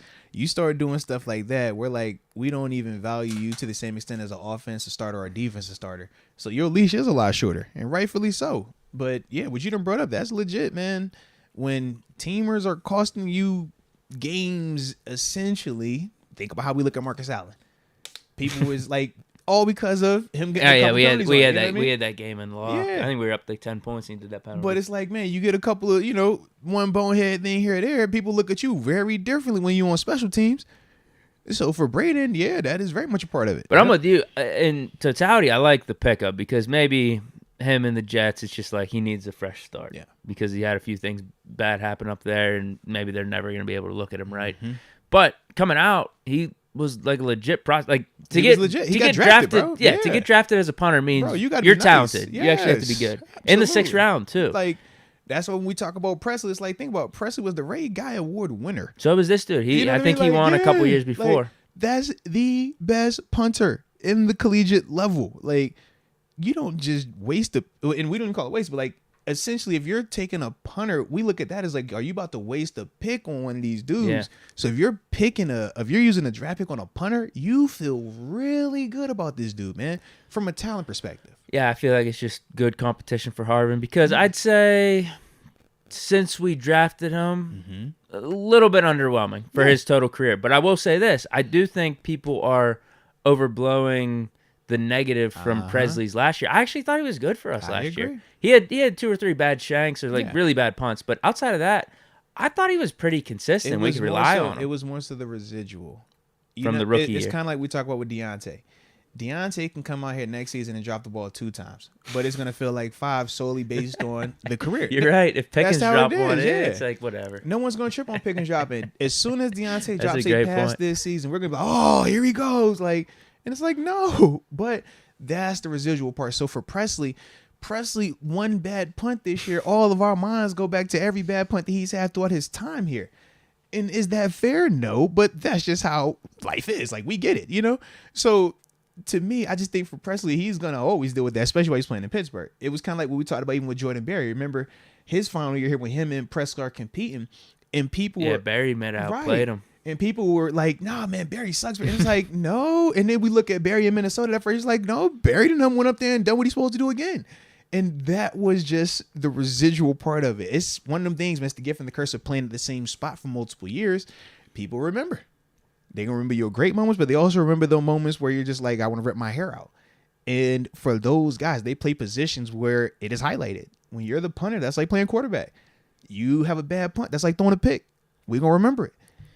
Yeah, if you're a punter, you actually don't want to be remembered, really. Right, yeah. Unless you're like, you remember for always having, like, unless you're Tucker.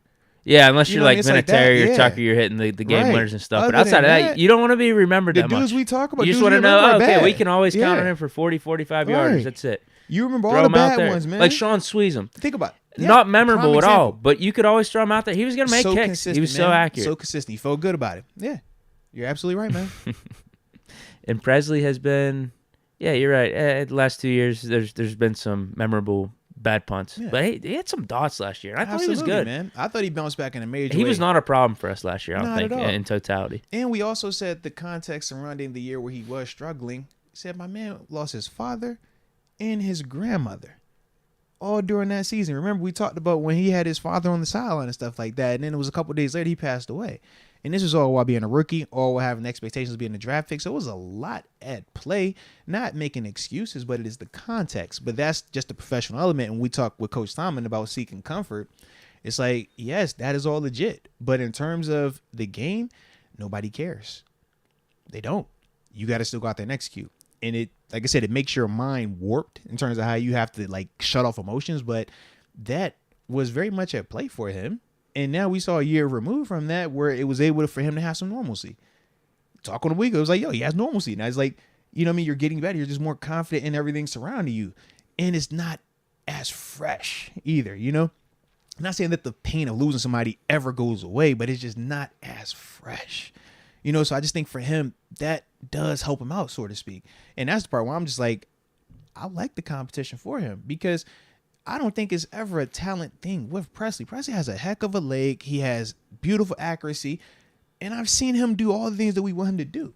But in terms of getting more consistent, sometimes you need that person chasing you.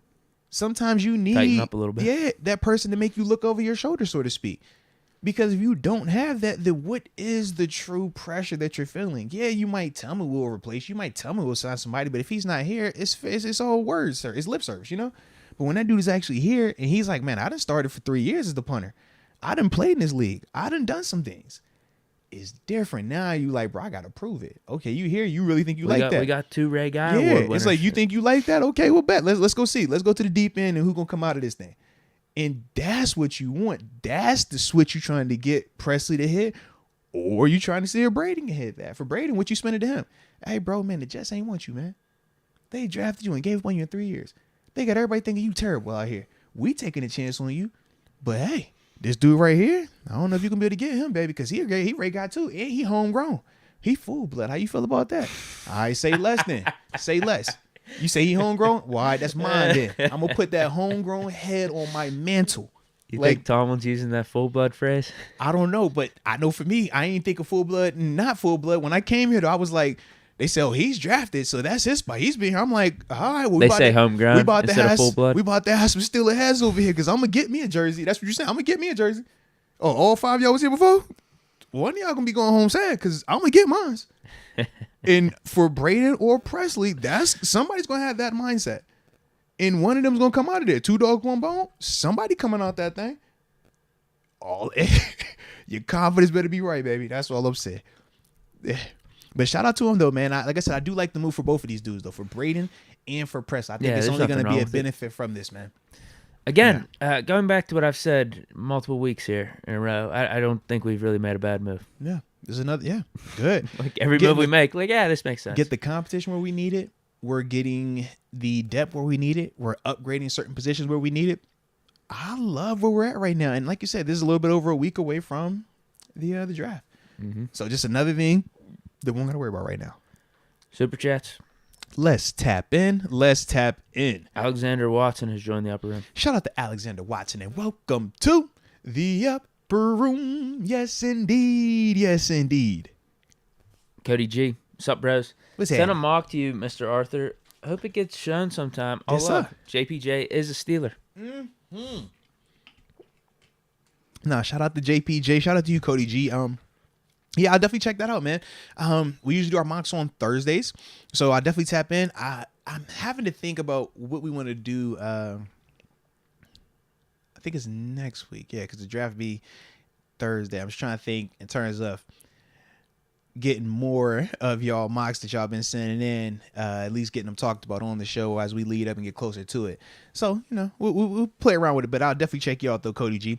And, yeah, shout out to JPJ, though, man. Shout out to JPJ. I'm excited about this, man. I'm excited to see how this board falls. To see, number one, which corners are available. Yeah. Because we've seen some of these where, like we said, JPJ goes super early. Then we've seen some where he's in the teens. I'm interested to see it, man. Obviously, Commanders seem interested. I know. I got my personal bias, so I'm like, I'm heavily invested in this one. I'm like, you know what I'm saying? It's like, I feel this one. I need this one. This the one I really want. Oh, now there's talks, though, today. Peter King. I know. We've already talked about us potentially trading up to 9, but he brought up a new name. He said it could be for Jalen Carter. Now, we've talked about Jalen. We said if he would have fallen towards the 17, it's a no-brainer. We love it. Would you move up to 9 for him? The talent I'm just gonna trust the organization. What would you do though? What would I do with him? You moving up to 9 to I get just him? don't really think we need defensive tackle that bad. Okay. If we did it though, again, I don't think it kills us. You can still have a good draft. Yeah. By losing that 49th pick. Now I don't know what the Bears want. I've also seen some reports that they want our 32nd. They want that Claypool pick back. Because they having buyer's remorse, man. I'm not giving up that Claypool pick. No way. They said, "No, man, we already got you. It's a wrap." There's no way. But I think I saw if we trade that Claypool, we get like a Bears 3rd back. Is it worth moving up? Dude, I'm good. I want that Claypool pick, man. Okay. No way. Okay. That 32nd pick, you get another 1st rounder. I'm good on that. Okay. You sure? Like, you still thinking about it, man? So we'd have 2/3. But the 9th overall, I mean, we know we talked about the potential with Jalen Carter. But it also, I think, depends on how you look at Jalen. I can see it being both ways. I can see people loving Jalen Carter. I can also see people being scared away from Jalen Carter because all the buzz that he's had. But now you think about the combine situation, you think about the pro day situation. You ask yourself, is this a player that once he does get this bag that's going to come with being a top 10 pick potentially, is he going to Albert Haynesworth? No, seriously. When you talk about a dude showing up to the combine not in his best, situation, and then you look at the pro day and it's like this is when all the variables are supposed to be perfect for you, and you don't finish the workout. And like I said, I gave context. I was like, they do put you through the ringer, but those are on private workouts, not the pro day portion where this is the part where I'm supposed to be ready for this. I'm supposed to be prepared to go through these workouts and stuff. That's the give and take with it. So just with that, I think that that's more of the conversation that the organizations would have with him, and they would just have to trust that he would develop and he would still be hungry. But that is something that organizations, especially here in Pittsburgh, have to be concerned about, because it's not like we haven't experienced that to an extent here. Yeah, I wouldn't like giving up that 32nd overall pick, but just the concept of trading up for Carter, I wouldn't hate it. I would not be opposed. I mean, Carter's nice, bro. He's going to be your franchise defensive tackle, Cam Hayward predecessor. Yeah. I mean, that's at least what you hope to be. Mm-hmm. Not every pick's perfect. Like when we drafted Jarvis Jones, we thought, okay, yeah, he's going to be the next James Harrison and Lamar Woodley for us. Hey, man, I told y'all, Jarvis was sometimes the one it doesn't for me, play man. out that way, but yeah, Jalen Carter was considered at the end of the college football season the number 1 draft prospect. Yeah, and outside of the situation where the reports came out that he was, a part of the situation where that Georgia football player and the young lady ended up losing their life racing, before that information came out, he was the consensus number 1 pick. That just dropped right at the combine, and it changed how people viewed it, because it was like, whoa, what is this? How serious is it? But then once that kind of died down, then you have the pro day scenario. And it was just like, all right, you have 1 knock. All right, cool. The situation isn't the best, but we can justify, we understand. In comparison to other things, we can make this work. But then when you turn around, it's like, we're just getting over this. And then you do this at the pro day and not perform to the full extent. You look out of shape. You're not, being the best player that you can be. It starts to make you have questions. Is this a guy that's going to have a hard time with more free time? Is this a guy that's going to have a hard time when he has more compensation and more access to stuff? You like to race cars. You were in a track car. What if you're in a Ferrari next time? What if it's a Lambo? We talk about Henry Ruggs in the Corvette. It's like, man, the money just illuminates and makes you more of who you already are. So it's like, if you're an organization and you're was that a wake up call that just deters you from that? Did you learn from this, or are you just simply saying, well, I got off of that one? Oh, you gave me more money? Well, shoot, as long as I ball out, I can get away with everything. And then we know how that thought process stems. We've seen plenty of examples of that in the NFL, but I'm not saying that Jalen Carter is going to be that. But that is some of these are all the things talk, teams are doing research on. Absolutely, because of the investment. That type of money is bigger than just you coming out here and playing on Sunday. I need to know, are you going to kill somebody, man? Are you going to do something to get yourself arrested? Are you going to do something to hurt this brand, to hurt the shield? And with Jalen, he's just, had a little bit of rocky time, but he is young. And that's the other dynamic. So you have to also account for maturity. These dudes are young, having a ton of success on big platforms. You give them grace, but you still have to hold them accountable on certain elements. And that's the fine line that these organizations are towing. So for us, when we talk about moving up to 9 to potentially get a Jalen Carter, I'm kind of with you. I don't know if I really would want to do that versus having that additional 32nd pick. Not the 32nd. If we were giving up, if we were giving up 49, I think we're cool. At 49, I don't mind it. 32, I'm like, I kind of like having 17 and 32. Those are legit 2 first-round picks, legitimately. So, yeah. Yeah, I don't even know if I'd be good with giving up 32 if it was for like Gonzalez and Skoronski. I think it's just more that theory. I don't know if I want to do. It's the concept of moving up versus having 2 legitimate first rounders. Is a top 10 talent worth more than 2 first rounders? We got burnt on our last top 10 picks, so I would rather, take my chance with 2 guys versus putting all my eggs in one basket right now. He's one of the guys, though, if you said we were trading up for, it makes sense. Him, Skoronski, or Gonzalez. I'm also hearing some Paris Johnson buzz, too. Mm-hmm. So, because we said it's personal preference with those 2 tackles, right? Because they're very different in terms of their shape. One guy is tall, lean, looks like more of the prototypical tackle. Other guy a little bit shorter, stockier, built more like a guard.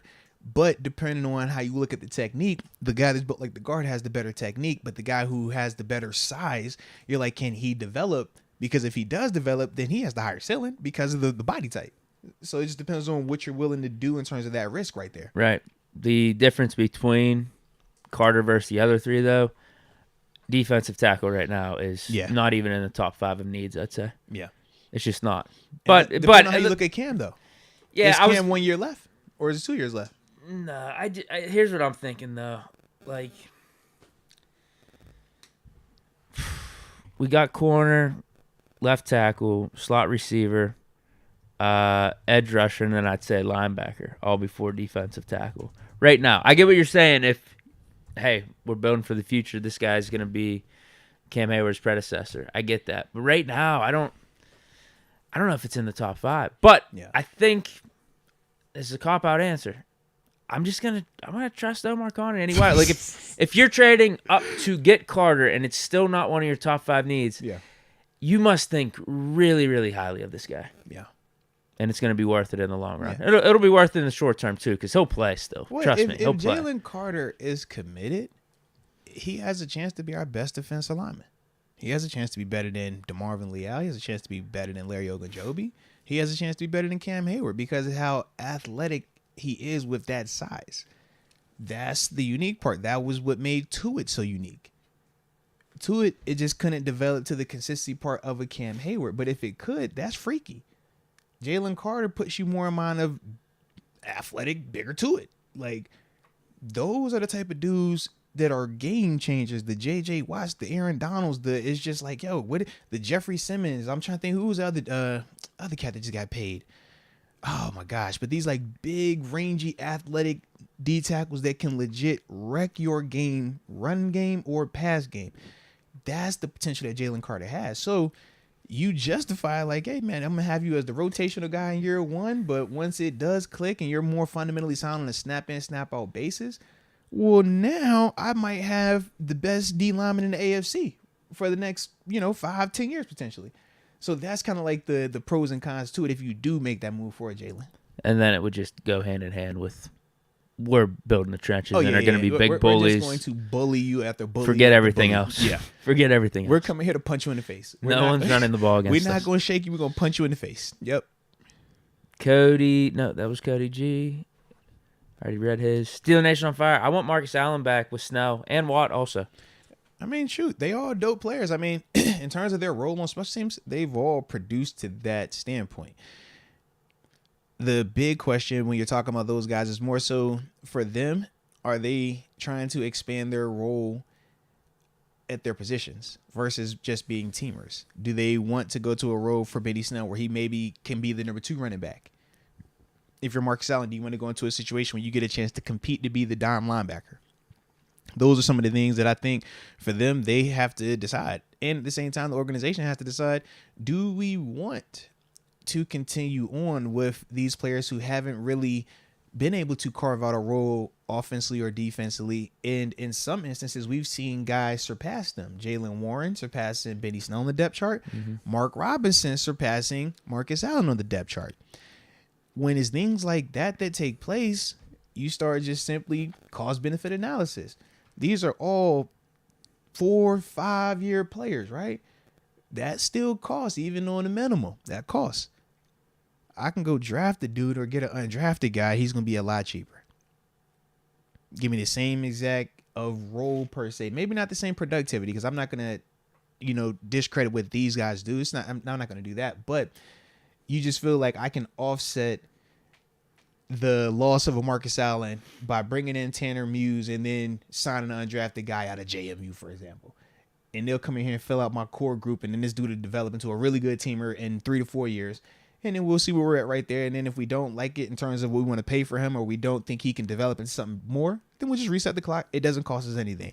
And when you think about Marcus Allen, Benny Snell, and Derek Watt, that's essentially, where they've been at. Derek has had the most success, which is why he's made the most money out that group. But Benny Snell and Marcus Allen, they're pretty much the same, just one's on offense, one's on defense. We just need Watt for that stone. We do, though. We need that infinity stone. We definitely do. Yeah, but he actually did good for us last year. He's a productive player. Yeah, when we gave him the ball a couple times on offense, he actually undefeated in the short game. Went forward. Come on, undefeated in the short game, man. Yeah. He was going to get them 4th and 1s, them 3rd and 1s. He was going to give us that. Yeah, he didn't hurt us at all. Bring him back on the men. Mm-hmm. Keep TJ happy. Come on now. Power up Tomlin, too. Yeah. Get his gauntlet and upgrade. Listen, if he gets the full infinity gauntlet, bro, it's scary. He gets the full. I said, snap a finger. We win a Super Bowl. He gets the full infinity gauntlet. I'm putting all the money on the team to go ahead and undefeated. Not just win Super Bowl, undefeated. They be like, yo, I don't care about the Super Bowl. I know who's winning Super Bowl. I want 17-0 odds. Let me get the 17-0 odds today, right now. I don't care the draft. I do not care. That's the one I need. President Nitty, didn't know y'all started early. Shout out to Trina, AJ, and Robarian. Nah, salute you, President Nitty. Yeah, man, we started at 2:30 today, man. We did have man, my little man was supposed to have a baseball game tonight. It's supposed to be the opening night for him, or opening weekend was this weekend, but he missed that. But it was supposed to be a game tonight for him. But because it's been raining all day, they ended up canceling it. So we were already committed to the start time, so that's what we did, is switch it back. But a little context for you guys there, man. So that is ultimately why we had the early start today, though. Colton Choi Fu, loving the Hawaii pipeline in the Berg. Mm-hmm. Fahoko went to the same school as Jesse Sapolu. Okay. Herbig, who's that? Jesse Sapolu. I know that name, bro. I don't know where, though, but I definitely know that. He doesn't sound like a Steeler. I don't think we have him. No. But I know that name. Herbig, same school as Mariota, Tua, and Alualu, and Salem Alu was Niners. born here. Yeah, he's in the 80s. This dude, Jason Pilot, I knew that name. Heck yeah. Okay. Yep. So, does Colton Choi Fu have any inside info on Fahoko and Chris Kimoyatu's You right, because he relationship? did know a lot, man. Shout out to my dog. That's Tyson, what we need, too, man. Can you do some investigative research Yeah. on Fahoko and Chris Kimoyatu? How Seriously, related are dude. they? Seriously. Steeler Nation on fire. Man, he talking about the Hawaiian vibes. If they related, man, I'm pulling up in my Colton Choi Fu shirt on Wednesday. You know the Trey got this? Oh, I got it. Yeah, heck yeah, man. like that shirt. Man, let them boys be really, really related. I be in this joint right now, trying to learn the haka. Shoot, because that was Fioka. He did the haka thing. Yep, I never. Yep. So yeah.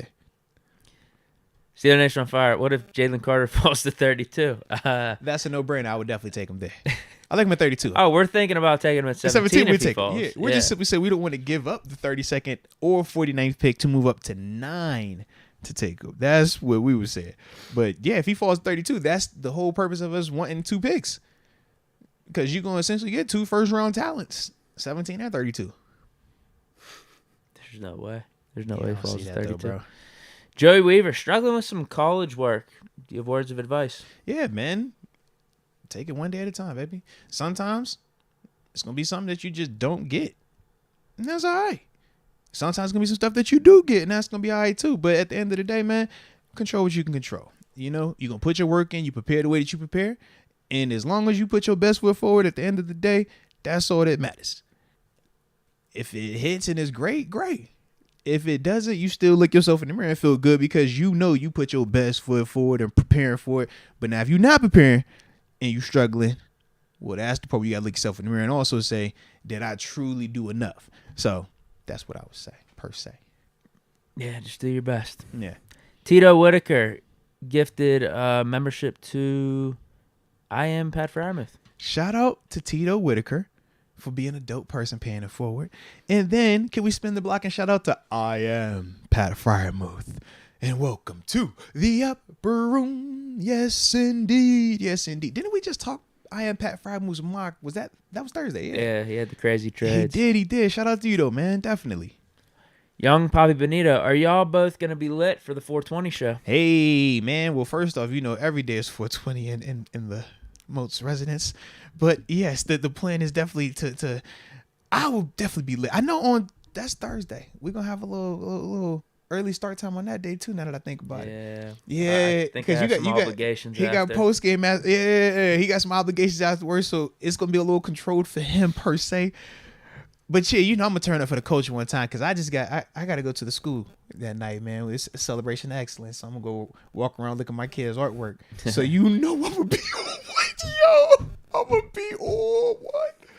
Oh, they be like, yo, Moats loves his artwork. It's the most beautiful thing ever. His teacher's like, yo, he's so happy all the time. Yep, I just love this school, man. This is a great school. Let's go. Yeah, you think there's some Picassos or something in that school? Like, bro, this is the best artwork I've ever seen. Yeah, that's going to be a vibe, bro. It's going to be a vibe. Oh, you know what? We're done with the Supers. Pittsburgh Toddy 86 brings this up. I don't know if you wanted to address this now. He says, Bud signed with the Falcons. Yeah, that happened. When was that, Friday? Yeah, it was Friday, man. 1 year, $5 million. A couple of things at play here. I love it for Bud, and I hate it at the same time. I love it for him, number one, because he's from Atlanta. That's where his home is. That's where his kids at, man. Like, he a Georgia boy. You know what I mean? So he actually went home. Yeah. We were saying come home, like, Bud, he went because home. we drafted him, but that's where he's from. So, like, I love that for Bud, man. I know he loves his city, man. He always does a ton in terms of his First 48 charity and stuff like that, man. Does a ton of stuff in the community down there. So, for him, being able to play down there is only going to make that even bigger and better. So big time salute to him for that. And then in terms of the opportunity, In terms of the guys on his team, the best pass rusher they had was Lorenzo Carter, who had 5.5 sacks. And Lorenzo Carter is a good player. I think he's really complete, fundamentally sound, but he's more of a run stopper to me than a pass rusher. And after that, it's a big drop off in terms of next best available in terms of productivity. So for Bud, he's going to have a legitimate opportunity to play a ton of snaps, way better role than here in Pittsburgh, where you're confined essentially to that third linebacker spot. He's going to get a chance to not just start, but play big time snaps there and get a chance to really be the guy. So I do like that for him. I hate it at the same time because I think just in Atlanta, it's a little bit different team standpoint right now. They're kind of in a little bit of a transition. What's your quarterback scenario going to look like? Are you still going to stick with Ritter, or are y'all drafting something different? You know what I mean? What does your defense look like? Are y'all going to actually be good, or are you just going to be playing a ton of snaps on a terrible defense getting your head beat in? Those are some of the concepts. Ton in free agency, but we all know that's no slam right. dunk. And they've done that before, so that's some of the stuff that he's really going to have to endure. Whereas if he would have came to Pittsburgh, our situation is just a lot more optimistic. We're in a better place in terms of stability top down, and he would be coming into a role where we know, yes, you're capped in terms of how much productivity or how big your role could be, because we know Highsmith and TJ are going to get theirs, but you would be coming into a role where whenever you were on the field, you were going to get a chance to just roam. You're not going to have to be all eyes on you. You got eyes on around you. So just when you're playing on it's almost like playing on an all-star team versus even though he probably would have got less snaps here than with the Falcons. Yep. It could have worked. Yeah. They could have been more quality snaps. Correct. Yeah. Would you rather be Andrew Wiggins with the Golden State Warriors, or would you rather be Andrew Wiggins in Minnesota? Andrew Wiggins in Minnesota was the guy, and he would play hard and put up numbers, but was Andrew Wiggins making any real noise in Minnesota? No. Was Andrew Wiggins viewed as a really, how about Kevin Love with the T-Bulls? He's another one, Kevin absolutely. Love versus to the Cavs. Yeah, it's night and day, man. It's night and day. So to me, that's the thing with Bud that I'm just like, man, yes, you're going to get a better opportunity for you to elevate, for you to get your numbers and, reboost your market. But I just think team-wise, man, you would have had way more fun, way more winning, way more impact and significant moments here than there. But we also have to understand the context of the money. We know it was a 1 year for $5. The rumors were that they were offering multi-year, but less in terms of the per year. Steelers were offering too. Yeah. So it's like, I get that. If you feel like 5 is already a slap to you because what you're coming from, you don't want to lock yourself into a multi-year that's going to be less per year than that number. So you take a little bit more bet on yourself approach, risk versus reward. And it just so happens that you're doing it at a spot where you're at the crib.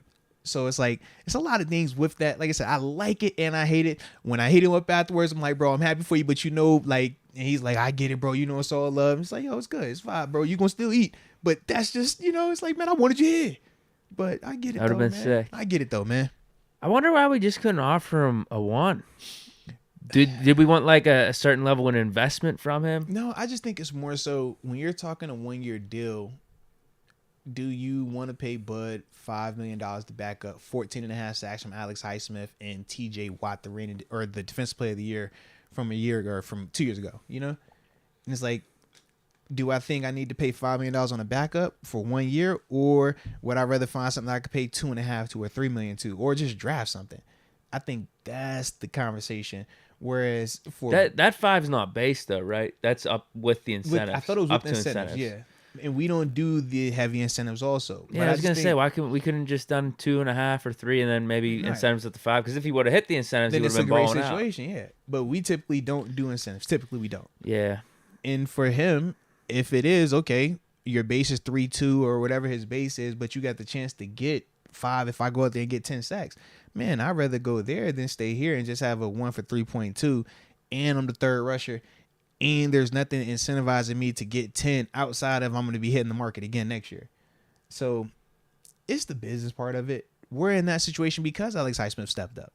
If Highsmith doesn't step up, maybe we are willing to offer that type of money. Right. But because of Highsmith playing as well as he did, it's hard to justify the need to pay $5 million for Bud when I already got 2 of my guys and I can draft something in the 3rd round that can probably give me around the productivity that we're going to get from Bud on paper right now.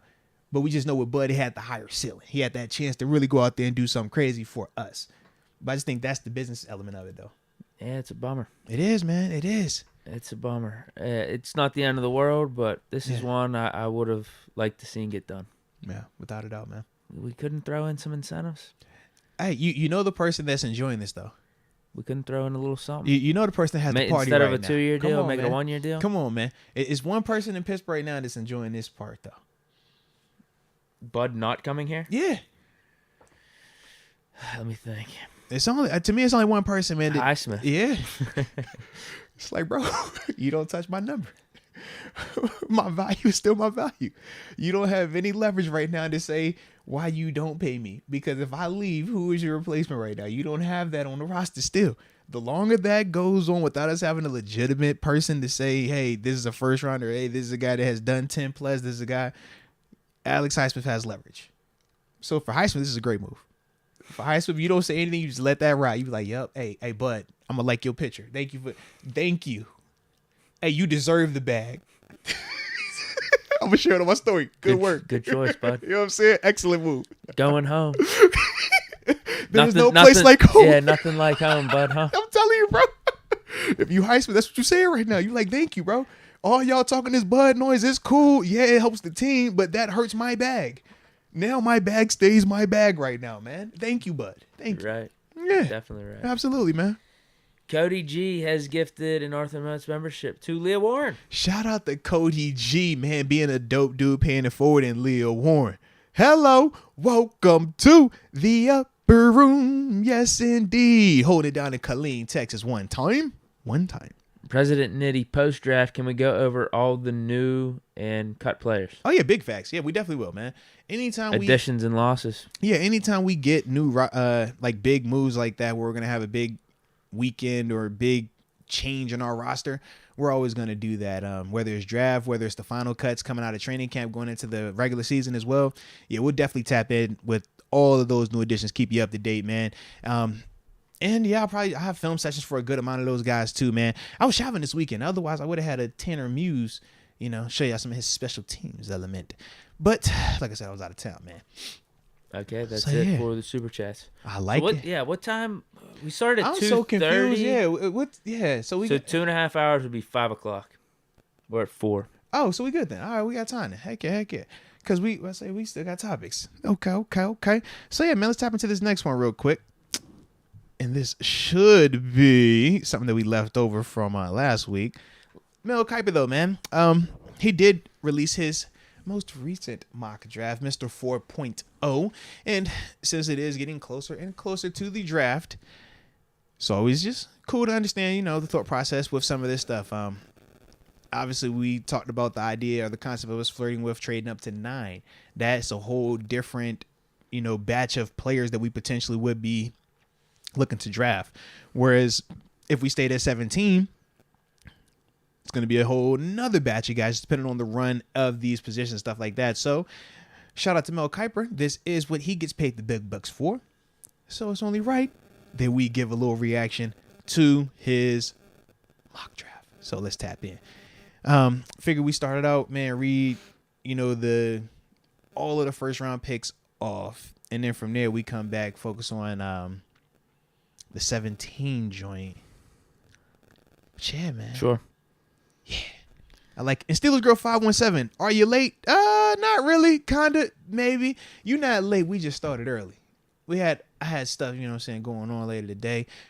Initially, and the plans got altered, so we was already committed, so we just stuck with it, all right? But we appreciate you, okay? How about knock my whole thing down, bye? Okay, we appreciate you, though. Okay. This is 4.0 mock draft? Yes.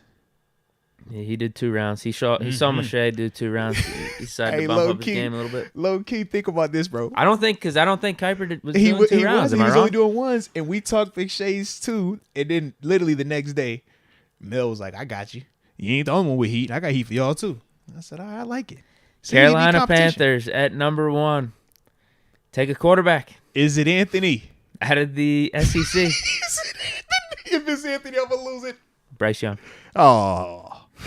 Boo. Houston Texans take C.J. Stroud. So 2 off the board. Still no AR-15? At 3, the Titans make a trade with the Cardinals. Who we got? AR? They do. That's their guy. No more Malik Willis. Ooh. He doesn't say what they traded. You said the Titans made the move. I thought you said the Cardinals. I was like, wait a minute. Titans. That's Kylie. Yeah, so it's Titans. The Titans trade with the Cardinals.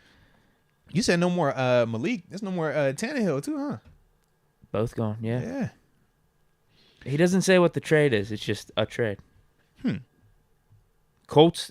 So, okay. All 4 quarterbacks go in the top 4. Colts take Levis at 4. God, dog. Yeah. Okay. Seahawks take Jalen Carter at 5. Okay. Lions get Will Anderson at 6. Dan Campbell is ecstatic with that.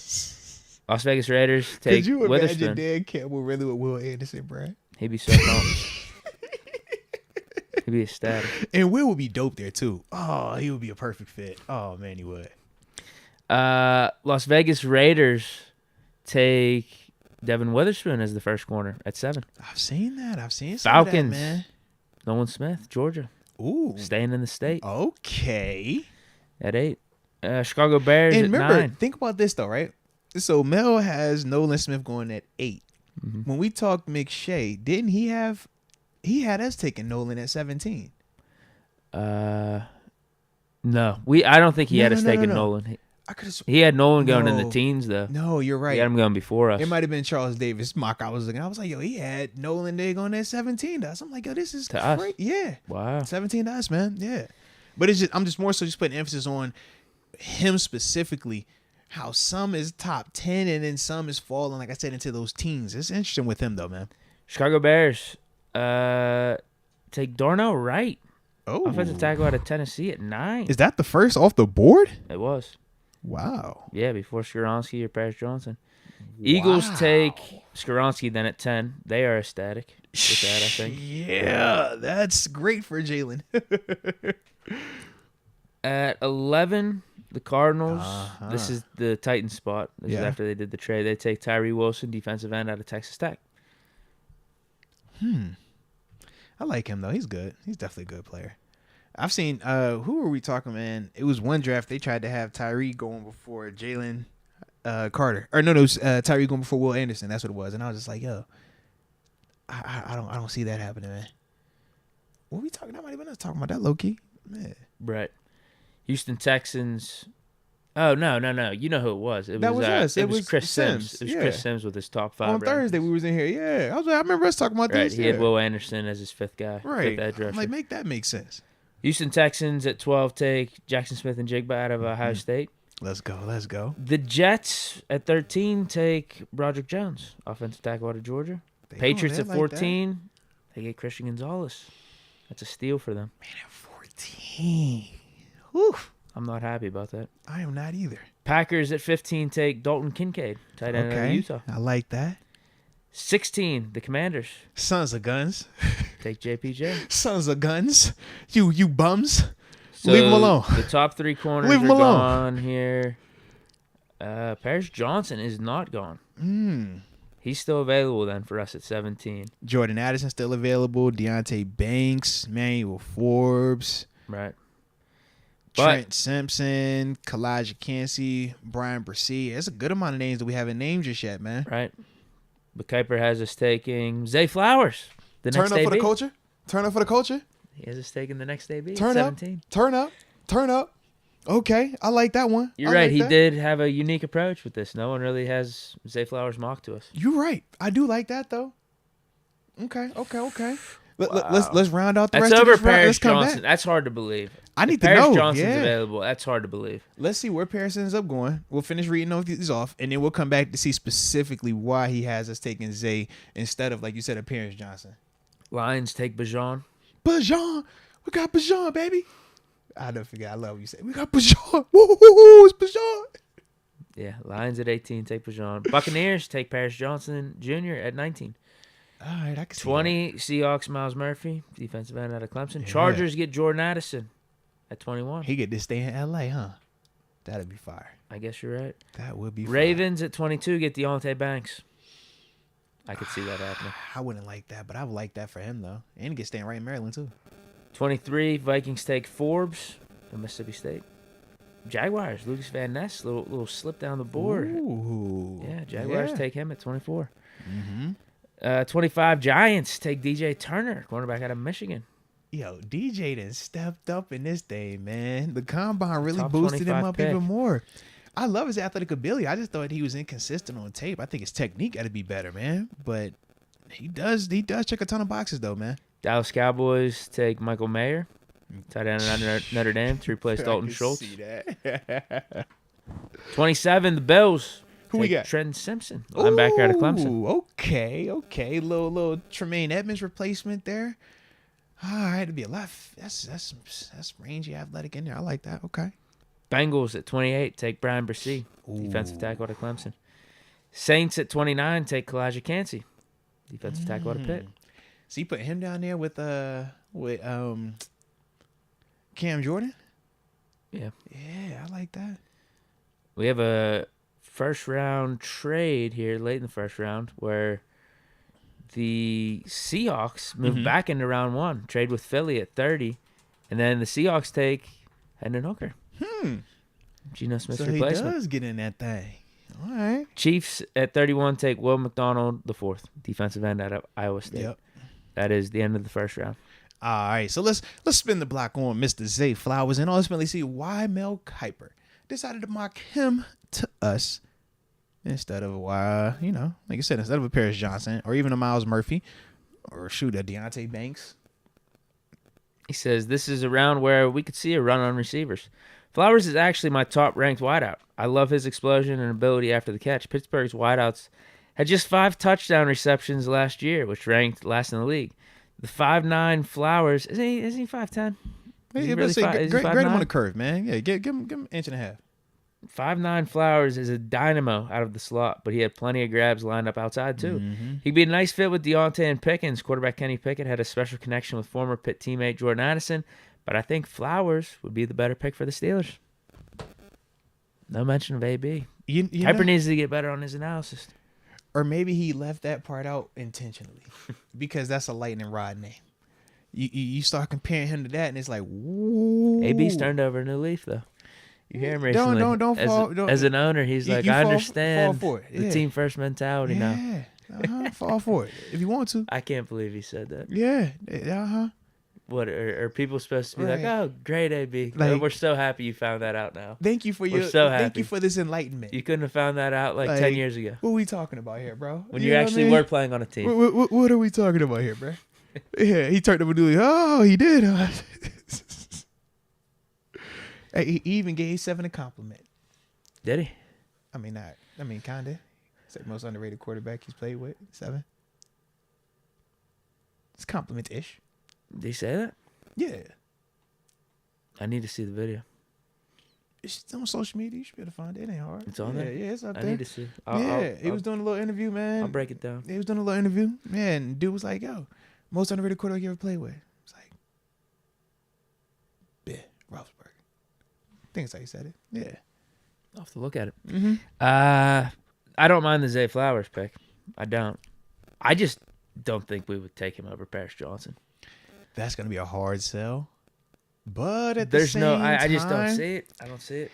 It would be a hard sell based on everything we've been doing. Everything we're doing tells us we're trying to build a bullet. We're trying to build our trenches up, and we want to upgrade the offensive line, and that's the remaining spot that we've shown big interest in terms of improving. So I do feel like it would be very hard, but the only thing I can see is this. If you absolutely love Zay Flowers, you feel like he not only cancels out a need in terms of your slot receiver, but he also gives you the potential Deontay Johnson replacement. You're very excited about that. And we talk about the personal connection. We know he got some blood. No, he ain't got no blood. He just know the person. He know the right people, you know? He know the right people. As long as you know the right people, that's all you need to know. He knows the right people. And he knows Dino Tomlin. And who's Dino Tomlin? You heard of that name before? Yeah. Actually, he was on SportsCenter. They had a little highlight up, man. Did he make SportsCenter? I saw Tomlin responded to it on Twitter. He's like, as a did a little coach. touchdown to his dance. I'm not liking this, but as a dad, this is pretty cool. Yeah, he had his little mood, did a little dancey dance. I was like, okay, all right. You know. Again, is he good? I mean, the particular play, it was more so just a drop coverage, but I mean, it's not on you to make the defender do what they supposed to do. It's on you to execute, catch. I almost don't want to look up his stats right now. Yeah. I just want to imagine that he's not. It's right now. He's on the up. Think about this. He's a guy that's trying to get on. He started at Maryland. Get established. Like he was at Maryland initially, then he transferred out of there to Boston College. So whenever you're transferring within your first 4 years, it just simply means that something didn't go right. Now, it's different in today's like college football scene because of the transfer portal. So you might commit somewhere coming out of college thinking that this is your spot, but this guy that's more established at a different university has decided to transfer here. And now you come here and you think it's going to be your role, but we take this transfer and put him out there first. Now you got some issues, so you want to go somewhere else. So I think for him, and it's more so, can you carve out a role in Boston College and then ultimately produce to the standpoint where, you know, you're worth some NFL consideration. But that's the story for a lot of college dudes, though, man. Like it's hard, man. It's a hard lifestyle in terms of getting on and everything going right for him. But having productivity in the spring game is a step in the right direction, man. So I do like that. And it was dope to see Coach T in a bucket hat. I'm a bucket hat guy, so I was definitely liking that. Any more with this round 1 pick at 17? Off the top of my head, no. I just like the Zay Flowers movie. Y'all know I'm a Zay Flowers guy. Even though we know Jordan Addison has the Kenny Pickett connection, I personally like Zay Flowers better.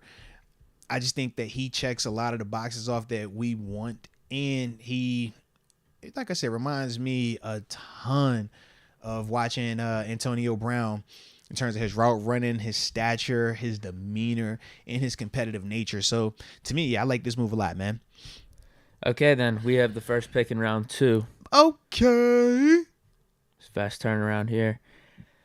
32, we address offensive tackle. We bring in Anton Harrison out of Oklahoma. Okay. And that's interesting because we have some other names on the board. Brian Branch was available. Yeah. Talking about Osiris. Well, we don't need Osiris. Keely Ringo. But yeah, Keely Ringo, Sanders. Drew Sanders, Darnell Washington, Mazzie Smith. Let's see who else was available during this time frame.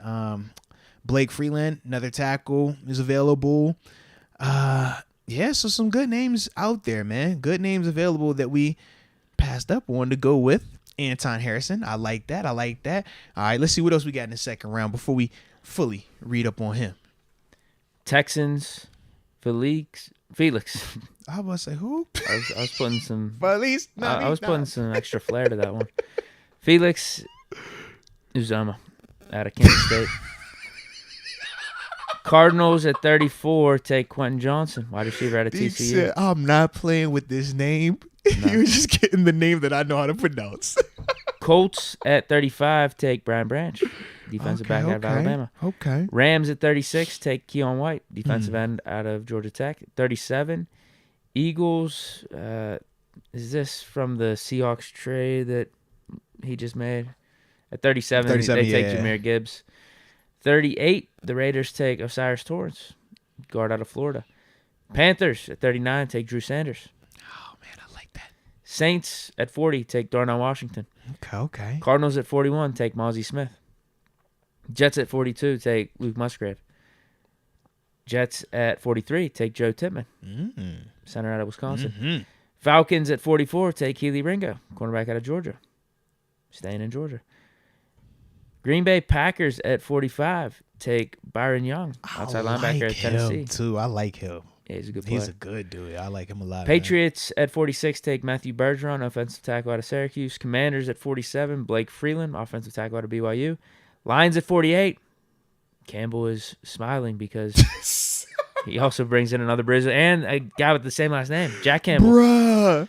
Inside linebacker out of Iowa. So, yeah, if you were to tell me he was able to get Jack Campbell and Will Anderson. Yo, what? Dan Campbell is going nuts. Oh, my gosh. Yeah. He would be losing his mind, man. Steelers at 49 take Julius Brents, cornerback out of Kansas State. Yeah. I like that pick at 49. Okay. Redress corner. Okay. High upside guy. At 50, Buccaneers take the D lineman from Northwestern. At 51, the Dolphins take Steve Avila, guard center out of TCU. Hey, son. Eagles. I don't know. Was this the trade? I don't know which pick was traded with the say, Seahawks it or was whatever. two trades, yeah. Derek Hall, outside linebacker out of Auburn. Good player. I like him. Bears at 53. B.J. Ojulari, defensive end out of LSU. Yeah. Chargers take Brenton Strange at 54. Let's go. Holy. Right. Did McShay? Is this the second time I'm seeing him early like this, right? Because who else took him early? I think McShay had him. Yeah, McShay had him early. Other than because that was the first time we've seen him mocked that early. All the other stuff had him like late in the draft. PFF board needs to give it the times then. If this guy's really moving up like this, because you could get him in the 7th round on those PFF. But drafts. I think that's a part of this whole draft thing, though, right? When you're talking about how you view him or who we're viewing and stuff like that. I think early on when you're first for PFF creating those type of profiles, Brenton Strange isn't viewed like that. But then when you start to talk about it more and more, some of the things that he brings to the table, and then you factor in the needs of some of the other teams and how the board could fall, players can bump up like that. I'm interested to see where he lands though, man, because watching him, like we said, he fits the what's the cat out in Atlanta right now? Kyle Pitts. He's more of like a Kyle Pitts type. So if you think he can actually develop into that, then yeah, he's definitely worth a little bit higher draft capital. If you don't think he can develop into that, well, that's probably why you see him a little bit further down on some of these boards. But it's going to be interesting, though, with him, man. Lions at 55. Because think about how many tight ends he has off the board already in this. Yeah. Luke Kincaid, it was Luke Musgrave, Dalton, Michael Mayer, Darnell Washington. Yep. That's 4 off the top of my head. Was there anybody else? So, yeah. I can't remember anyone else. But, yeah, the main guys went. Mm-hmm. Jalen Hyatt goes at 55 to the Lions. And then actually in Kiper's right up here. Here's the recap of the Lions haul in this 2-round mock. Will Anderson. Yeah, don't forget they took Bijan Robinson at 18. I forgot. Anderson, Bijan Robinson, Jack Campbell at 48. Now they got Jalen Hyatt, another speedster to pair with, what's his face? The dude they took last year out of Alabama. Yeah. Williams. Yeah. Mm-hmm. My God. Jaguars at 56 take Cam Smith, cornerback out of South Carolina. Yeah, we like Cam. Good player. Giants at 57 take center out of Minnesota, John Michael Schmitz. Mm-hmm. Cowboys at 58 take Jonathan Mingo, wide receiver out of Ole Miss. Mm-hmm. Bills take Josh Downs at 59, wide receiver out of UNC. Bengals at 60 take a running back, Zach Charbonnet out of UCLA. Bears at 61, Jacqueline Roy, defensive tackle out of LSU. I like him. Yeah. 62, Eagles get Jartavius Martin, defensive back out of Illinois. Chiefs at 63, last pick, Marvin Mims, wide receiver out of Oklahoma. Shout out. Okay. Juju replacement. This is also true, yeah. All right. So he went Anton Harrison. I don't know. How you feel about Anton at 32, man? The more I think about it, dude, it's either give me Skoronski, and now I'm seeing the Steelers do like Paris Johnson and maybe view him in that same light that I view Skoronski. So whatever. If they think he's their franchise tackle, whatever. Mm-hmm. It's either one of those two or don't draft a tackle. Yeah. Or draft one late. Yeah. Now, based on... When I say late, probably 3rd or 4th round. Just bringing a guy for depth or whatever. Yeah. Now, it was interesting reading up what Mel Kiper said about the Anton Harrison pickup. He says that this would be great value for Harrison, a smooth pass protector who started 24 games at left tackle in college. Dan Moore Jr. started there for the Steelers last season, and he ranked 34th among all tackles in pass block win rate. He said, couldn't have been that bad. No. 34th among all tackles. Oh. Yeah. Including right tackles. Yeah. So they said so I'm thinking it is, right? Average. Yeah. That makes sense. But then he also says Harrison could compete with Moore from day one, but he also could beat out Chooks on the right side. That's what he thinks. I don't know if Kiper knows ball. I don't necessarily agree with the latter part of that in terms of Anton moving to the right and beating out Chooks. I don't personally think it's going to be that simple. I like him having better chances with the left tackle spot with Dan Moore.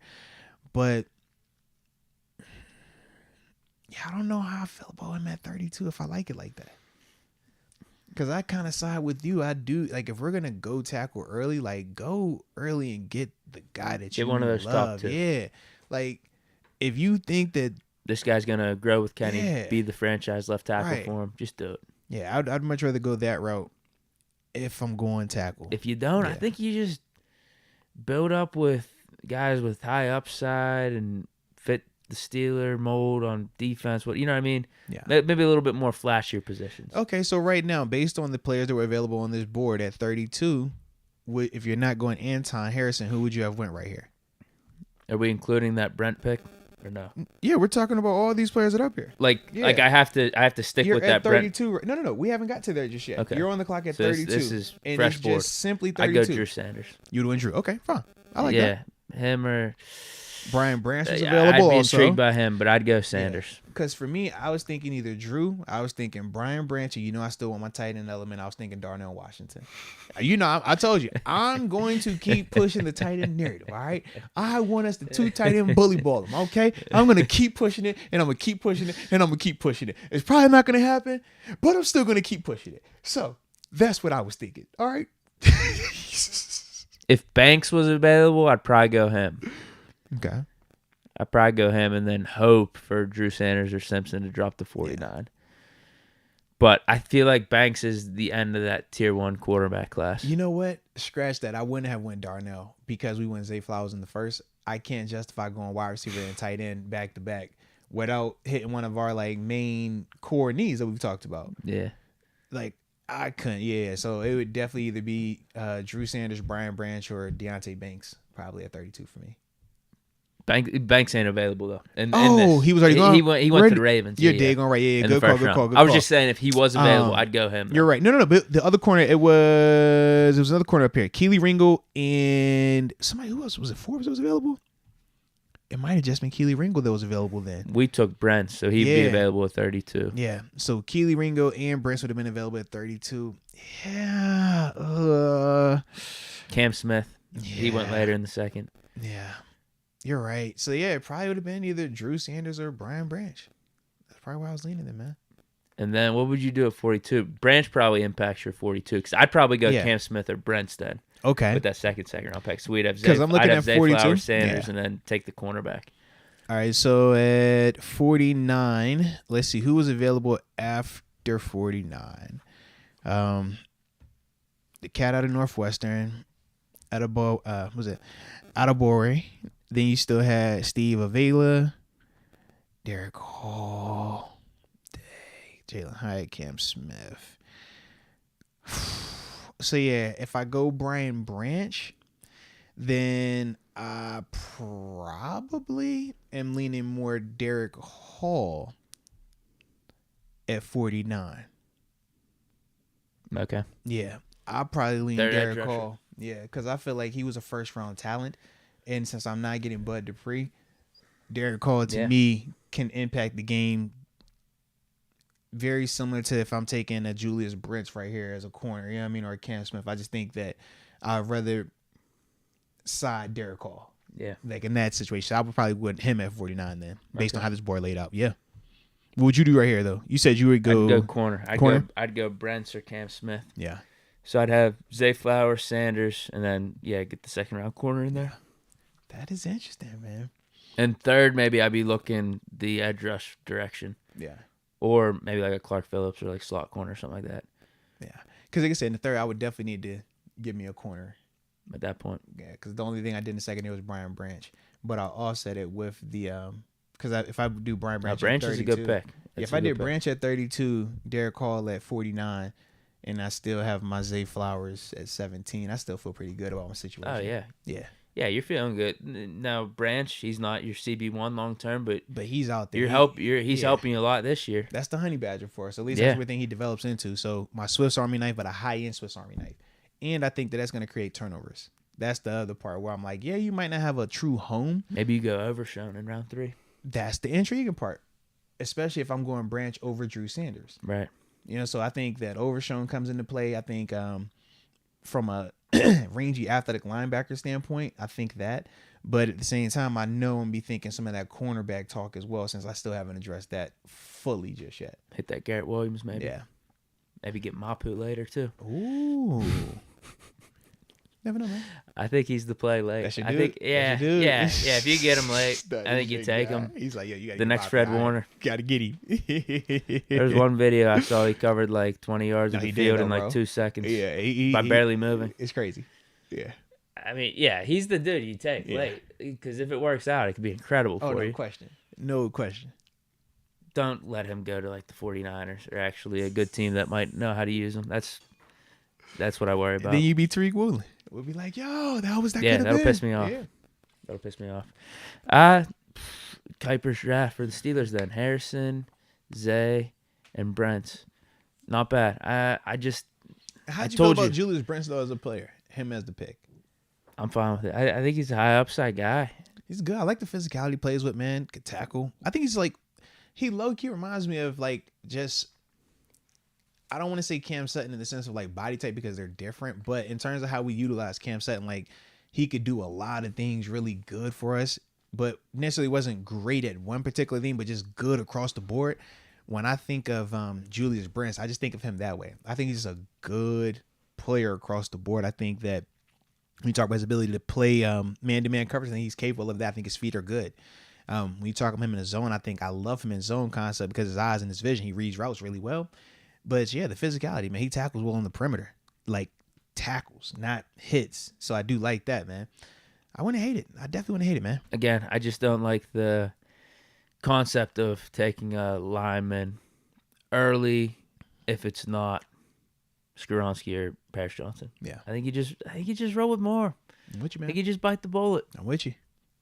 And then you draft, like I said, give us the linebacker, give us that receiver, get us a corner, do all that stuff because Dan Moore can get it done for you. I agree. He can. He's shown that.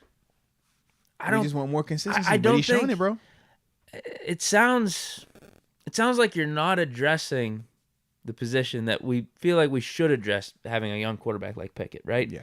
But at the same time, I just don't know if it's worth the second round, one of these high second round picks, just to get a guy. He'll come in and compete with Dan Moore. Yeah. Why don't we get a Drew Sanders who we could bring in and he could play 50% of the snaps right off the bat? Absolutely. Or Zay Flowers, who's going to have a corner or our third cornerback out there. Like these guys, we know should play and will play, and I think we'll be good. Yeah, they'll be sick. Whereas like anyone else outside of Paris Johnson or Skoronski, I don't know if. I believe they're gonna just come in and beat out Dan Moore like that. I'm with you, man. So it'd be frustrating. It'd be frustrating. I like it though, man. I like it. So it's gonna be interesting though. Shout out to Mel Kiper's 2-round mock here though, huh? You know. Yeah, it was good. It's pretty cool. I like his mindset. Something to talk about. Yeah, we give him some credit for that. Super chats. Yeah, let's tap in. All right. First one. Nobe412. Deke, you had me cracking up saying black on Bleacher Report. What? What was going on, bro? I think I know what he's talking about. At the beginning, I said, I don't know. I was just interested, what's up? I'm Deke, blah, blah, blah. We're black. I said we're black instead of like we're back. I like it. I was like, we're black. I was like, my bad. Hey, shout out, man. Hey, Deke, so we black, man. Hey, we all black then, man. I'm with you, bro. Let's go. I was just trying to bring people together, I guess. I like when you do that, man. Deke, a man of the people, man. Hey, yeah, we black today, all right? Let's do it. Young Bobby Veneta. Yeah, it was funny. Moats, what were your pre-draft analysis pros and cons? Pros and cons. Yeah, for me, man, pass rusher with an array of moves, explosive out my stance, short but very compact, really good athlete, has the ability to play standing up, could potentially move into inside linebacker. The cons were I played at a small school, so even though I was dominant with my productivity, you had to question, would it translate to the next level? Also, because I had no coverage experience, no dropping, they said that my learning curve was going to be too steep, potentially, in that best case scenario, I'm a special teamer. More than likely, I'm not going to be able to like pick it up and stuff like that. Wait, is your thing up here? Like on NFL.com? It should be for the combine stuff, yeah. They had some, last time I checked, it was up there. You want me to read it to you? I mean, I know it. That's why I was like telling you it. Yeah, that's what it's going to say. Yeah. Mm-hmm. Did you get it in like poster form? No, I ain't care. I was glad they talked about me, bro. Oh, okay. Yeah, you got things different perspective, man. We coming out of JMU, we weren't getting national. We weren't getting talked about. They like ripped that, on your production score here, which was fine. They said 57. Yeah, because once again, when you're talking about, oh, is he 6'5"? No, I was 6 1/4. I was 246 pounds, ballooned up on water because I really was lighter than that. But when you look at my measurables versus anybody in the top 10, it still don't what it was supposed to stand on. Is that what they go off production? Because you won the depot, right? Yeah, but it was FCS. So once again, they disrespected you. Yeah, but it's nothing new, baby. That's what you expect. You have a green light in the athleticism score. Come on, baby. 75. You ranked 5th. Man. Come on. We go. You look at my numbers versus the DNs, the linebackers that was coming out. The DNs, I'm tops in all of those numbers. When they even compare me with the linebackers, that's when it would be like, all right, you're fringe. You're like top 15 performer and stuff like that. But in terms of DNs, man, I was up there with any of them dudes, man. You proud of this one? High motor kid who fights to the whistle every play. Bro, I ain't tripping on it. It's nothing wrong with playing hard, baby. No, they got it in the strengths. That's what I'm saying. It's nothing wrong with playing hard, baby. Yeah. Sets the edge with proper hand technique. Come on, fundamentally sound, baby. Compact, muscular build. Plays with good leverage. Come on, they call me the body. Don't get it twisted now. Yeah, they ripped on D2. Yeah. It's steep learning curve. Wait. D1 AA who have steep learning curve at the next level. That was the first thing they went to. I'm like, bro, how we go there? But that's what they went to. Must learn how to play linebacker after lining up at end in college. Does not sink his hips. In terms of when you're in coverage, and why is that important? Because when you're playing man-to-man, if you're transitioning with your hips high, it's the difference of you staying even with a guy and the guy getting separation. I had to learn that the hard way my first couple of years in the league. But you learn that if you're lucky enough, you play it long enough, you figure those things out. So now when I talk to people about coverage, what you think is the first thing I'm looking at when they going in coverage? What your hips look like? Are you able to stay low when you transition sideline to sideline? When I was at the combine, I never heard that. So I look at my video of me doing the linebacker drill of open to the left, open to the right, open to the left, and then burst back down. I'm so high. I'm like, bro, that's why they said that. I'd never done it in college. I'd never heard of that because I was always hand in the ground, burst, going forward, get off, ball snap, hairpin trigger. So for me, it was like, whoa, I knew I was athletic, but I never knew that's a technique. That's a teaching point. So when you're talking to somebody and you're like, man, why does he struggle when they're man to man? He's fast. He runs with him on the straightaway. When it's time to burst, he always gets beat. What's the separation for? Well, this guy, when he's breaking down, he's footing the ground, lower center of gravity. He can get out there faster, more explosive, more direct, more clean. Whereas the guy that's high, he has to take a step to drop the pad level, then take another step to burst into it. And all of that, you losing time. So it's separation. So that's why when you look at some guys struggling man-to-man, it's a lot of that. What their hips look like, is he dropping his level or is he staying high? And then also, how clean are his feet? Does he take false steps when he's coming in and out of his break? Is he T-step? Is he bicycle planting? And those are all the things you learn in terms of how to get good with like coverage. But how long did it take you for you? Because you became a little bit more known as a coverage linebacker. Yeah, I picked it up going into my second year was when I really started to feel comfortable. Because the first year, I'm not gonna lie, it was just overwhelming. You're like, bro, yes, I'm learning how to drop my hips, but I'm trying to figure out what coverage is what. Because as I said, I never got past cover 3. Cover 1 safety. Cover 2 safeties. Cover 3 safeties. Wait a minute now, we only got 2 safeties on the roster. You confused me here. Yeah, and then it was like cover 4, cover 5, cover 6. I'm like, bro, what? So I was just spinning. But after that first year, man, I had a chance to really sit down and just like, yo, I gotta learn this. Shout out to Madden. Madden was key. I played Madden. I was like, yo, we're gonna learn these coverages. This is what that is. That's what that looks like. That's what that looks like. Got my playbook, comparing it. That's what this like. That's what it looks like. Obviously, we know that the Madden is like the elementary part of it, but it still helped me to visually see it. And then from there, just pairing them all together, started to hit, and then you just like, oh, okay, these are the variations. This is why you can't just simply say the Madden version because it's a lot more adjustments off of it. But that gives you the basis. Yeah. And it helped me out, man. You need to talk to me about match coverage here. I know we're getting a little bit off topic. What are the rules for it? Because it's basically like man coverage. It pisses me off seeing Madden show me the opponent's play, and it's like cover 3. I'm like, no, this is man. It's man. Match carry deliver. That's what Pittsburgh runs. And we say outside of cover 3, everything is man-to-man here. So cover 4.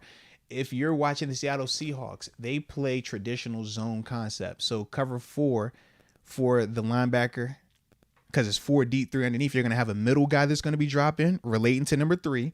And then number 2, that outside linebacker should be quarter flat. So he should be splitting the hash to numbers. Your middle three is hash to hash, and then your other guy should be hash to numbers. Those are your three underneath, and you got your four safeties, right? Your two corners running deep, your two safeties sitting on the hashes. That's how it's supposed to be, but you're going to have natural holes in it, like a cover three defense, right? So think about cover three. What you do to beat cover three? Send four verse, right? Because you don't have enough.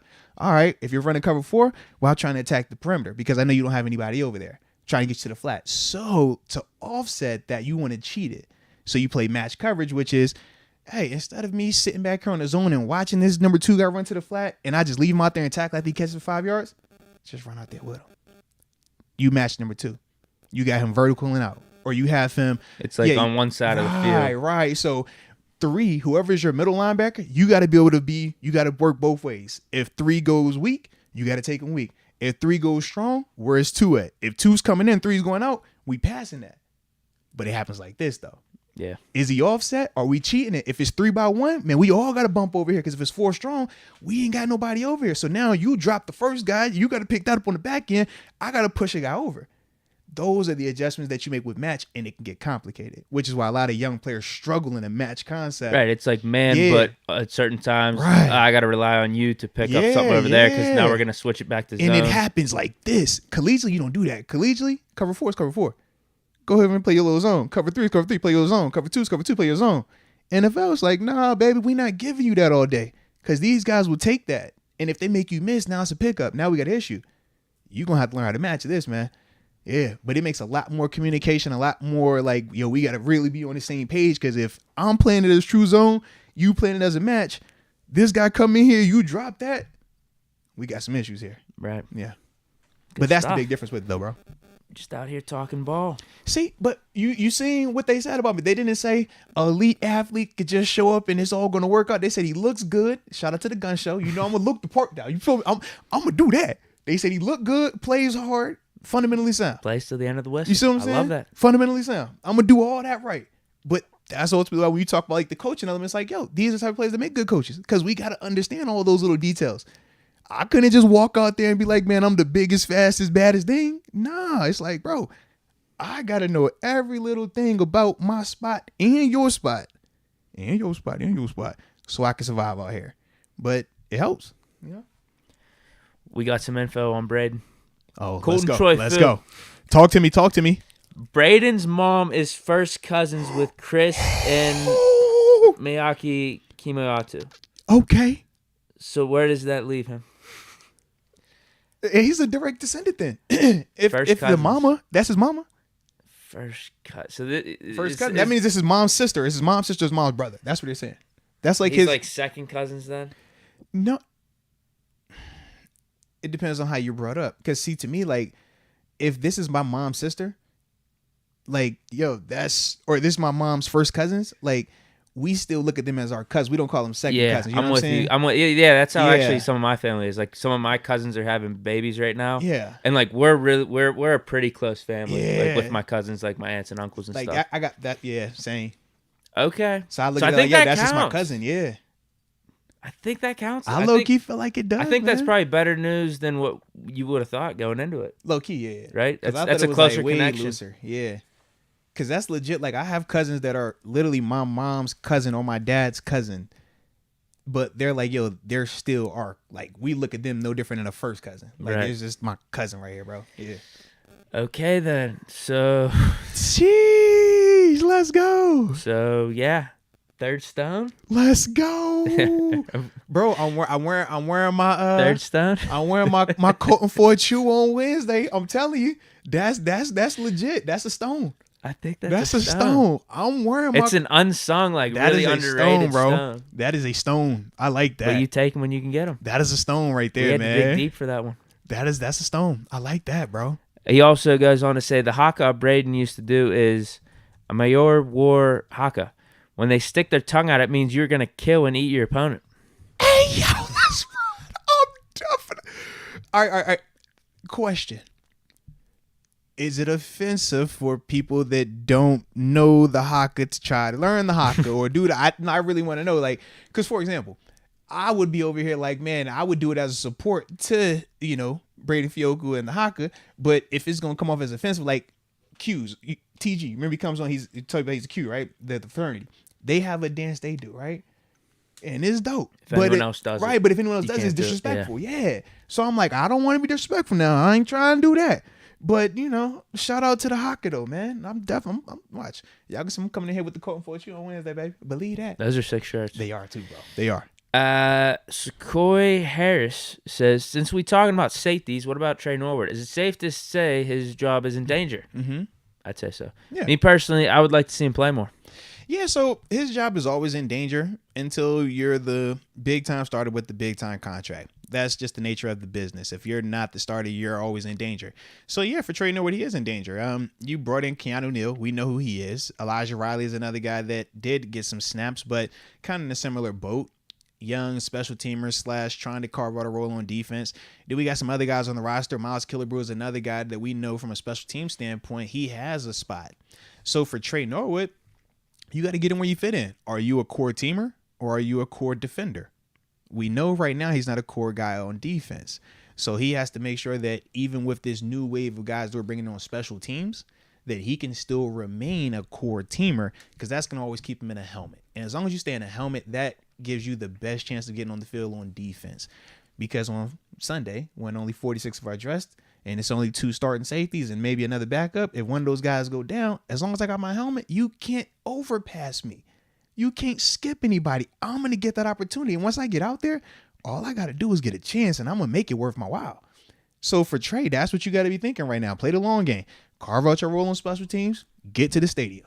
If something happens to Minka, KZ, or Keanu, now you got you a chance, man. But if you don't carve out that role on special teams, first off, man, you're never going to even get a chance to really survive in this league like that, man. But they bringing in some people to compete with him, though. Yes, they are. Yeah, I'd say his job's in danger. Not like in this hugely negative way. Nah. It's just how things went last year. You're the he became very expendable. You're the meme sitting in the chair, that little cartoon dude sitting in the chair with the whole house on fire. It's like, it's fine.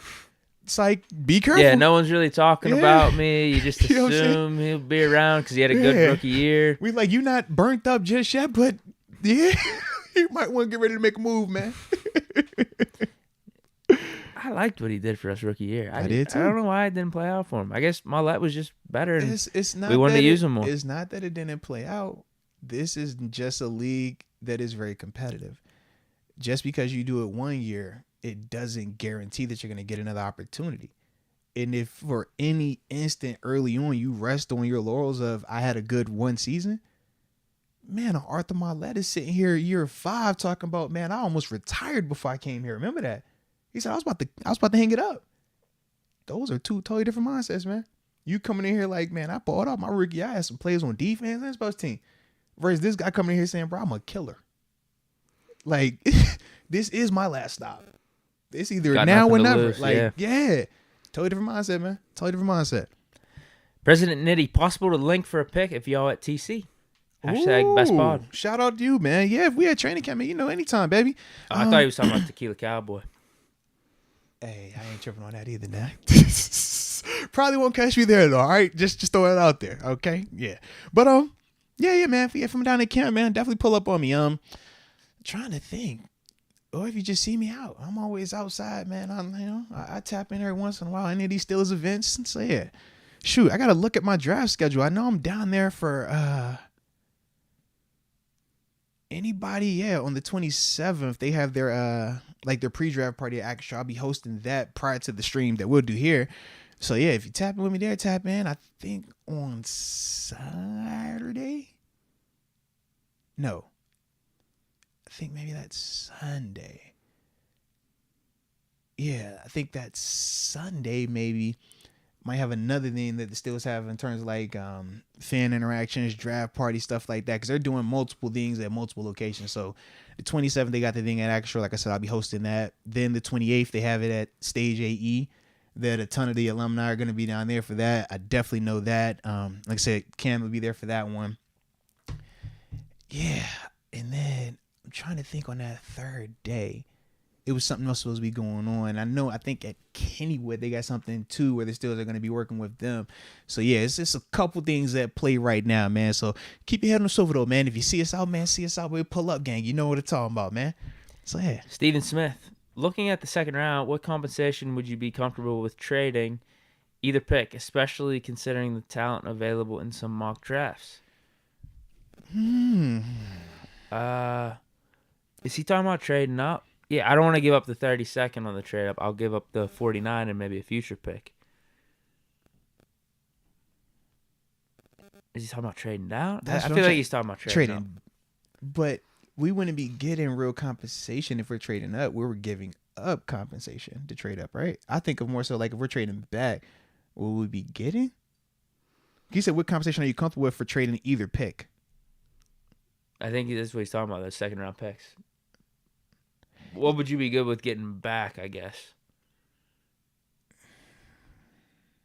It would have to be a trade up to the top 10. That's what I'm saying, yeah. And I don't want to trade 32. Right, because that's what I'm saying. Like, we've already... Yeah. Unless we're getting... I don't even want the number one overall pick because all the quarterbacks are in the top 4 or 5. So that's not even worth it. Right. So that's why I was kind of confused at first. I'm like, yo, to go back to 9, I don't necessarily want to do for 32 to move to 9.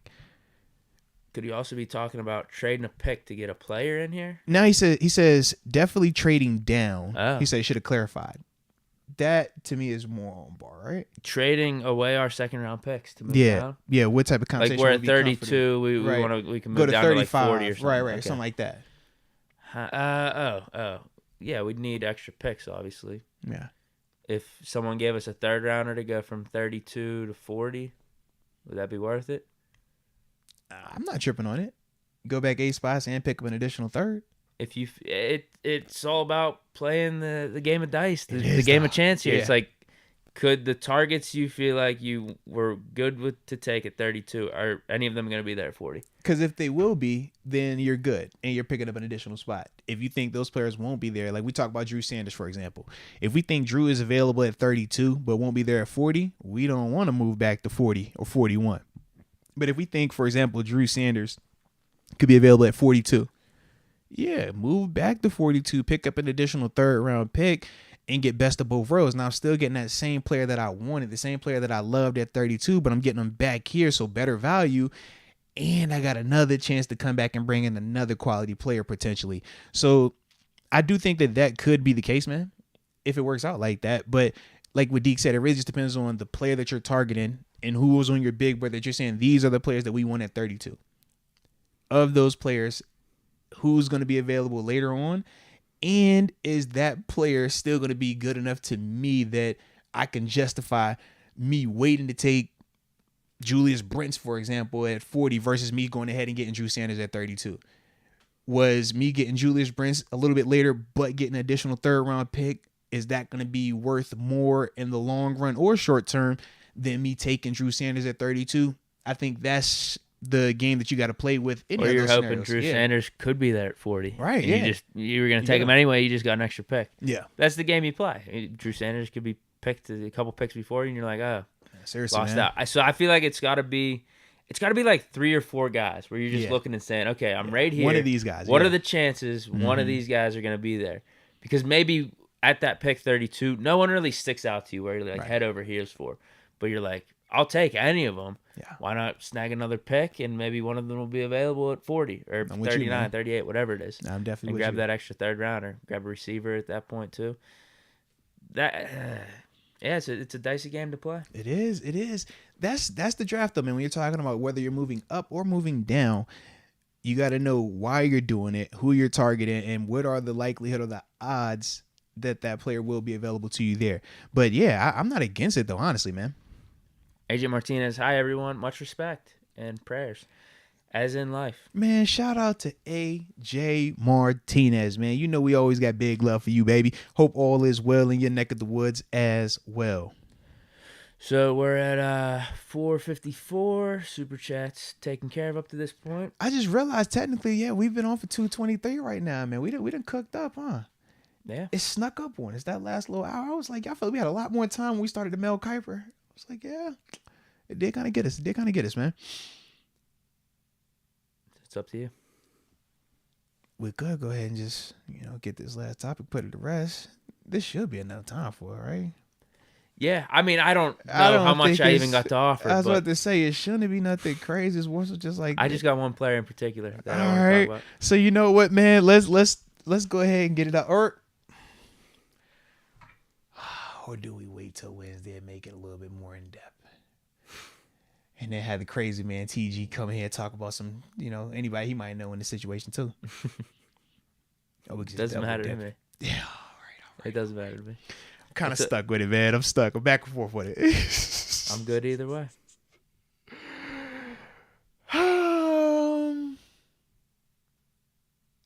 We'll wait till Wednesday. Okay. We'll table it till Wednesday. Well, AJ Martinez just dropped the 20 anyway. Whoa. So we don't got to worry about that. Oh, that topic. We'll focus on the super chat. That's what we'll do then, man. When AJ gives you lemons, you make lemonade. Shout out to AJ. Holy smokes. We appreciate you though, AJ, from the heart, man. He says, so in death we live. God bless my fellow motorcycle racers, my friend and mechanic Jake the Snake, for the loss of his brother. Dylan, rest in peace, 25 years young. Died doing what he loved, riding motorcycles. Nah, man, R.I.P. R.I.P. That definitely sucks, man. Yikes. Yeah, that definitely sucks, man. But I do like the fact, though, from AJ's perspective, though, because he knew Dylan better than we did. But if that was what he was passionate about and what he was enjoying doing, man, there is nothing wrong with going out, having a blast while you're doing it, man. We all got to go at some point in time. And unfortunately, we do not always know when that will be. So the best thing you could do is maximize the opportunities that you got and have fun and enjoy yourself to the fullest. And when it's time to go, just hope that you have some impact and that you leave no regrets behind, man. But yeah, that definitely sucks though, man. Definitely sucks. Yeah, rest in peace. Unfortunate. Now, without a doubt, man. Without a doubt. All right. Well, I do want to leave on a positive note, man, because, that kind of put me in a little damper. Who we got on the docket tonight, man? NBA playoffs, man. Can we get out here on the NBA playoffs, man? Predictions? Yeah, man. Just change that. I ain't want to end it on that one. Like, shout out to AJ. It's like, yo, I love you, AJ, but God, you know what I'm saying? Like, it made me sad. I don't like the sad vibe to end it. It was still optimistic and positive, but you know what I'm saying? Like, yeah. Only 2 games tonight. All right, who getting beat? Come on. Sixers, Brooklyn. Okay. Sixers at home. And Brooklyn Kings, got whooped. Golden State. Kings at home. Man, all right. So let's start with Brooklyn. Got to go with the Sixers here, man. I think Joel and good old Harden take care of business. Sure. All right, bet that. And then you said Sacktown. Shout out to Sacktown. Look at these spreads. Yeah, Sixers are -10. Okay. Kings are only +2. And this DraftKings you on, Warriors right? -2. Warriors are favored then. You hear the DraftKings odds? Don't forget, use the promo code Moats. All right, use the promo code. Don't forget it.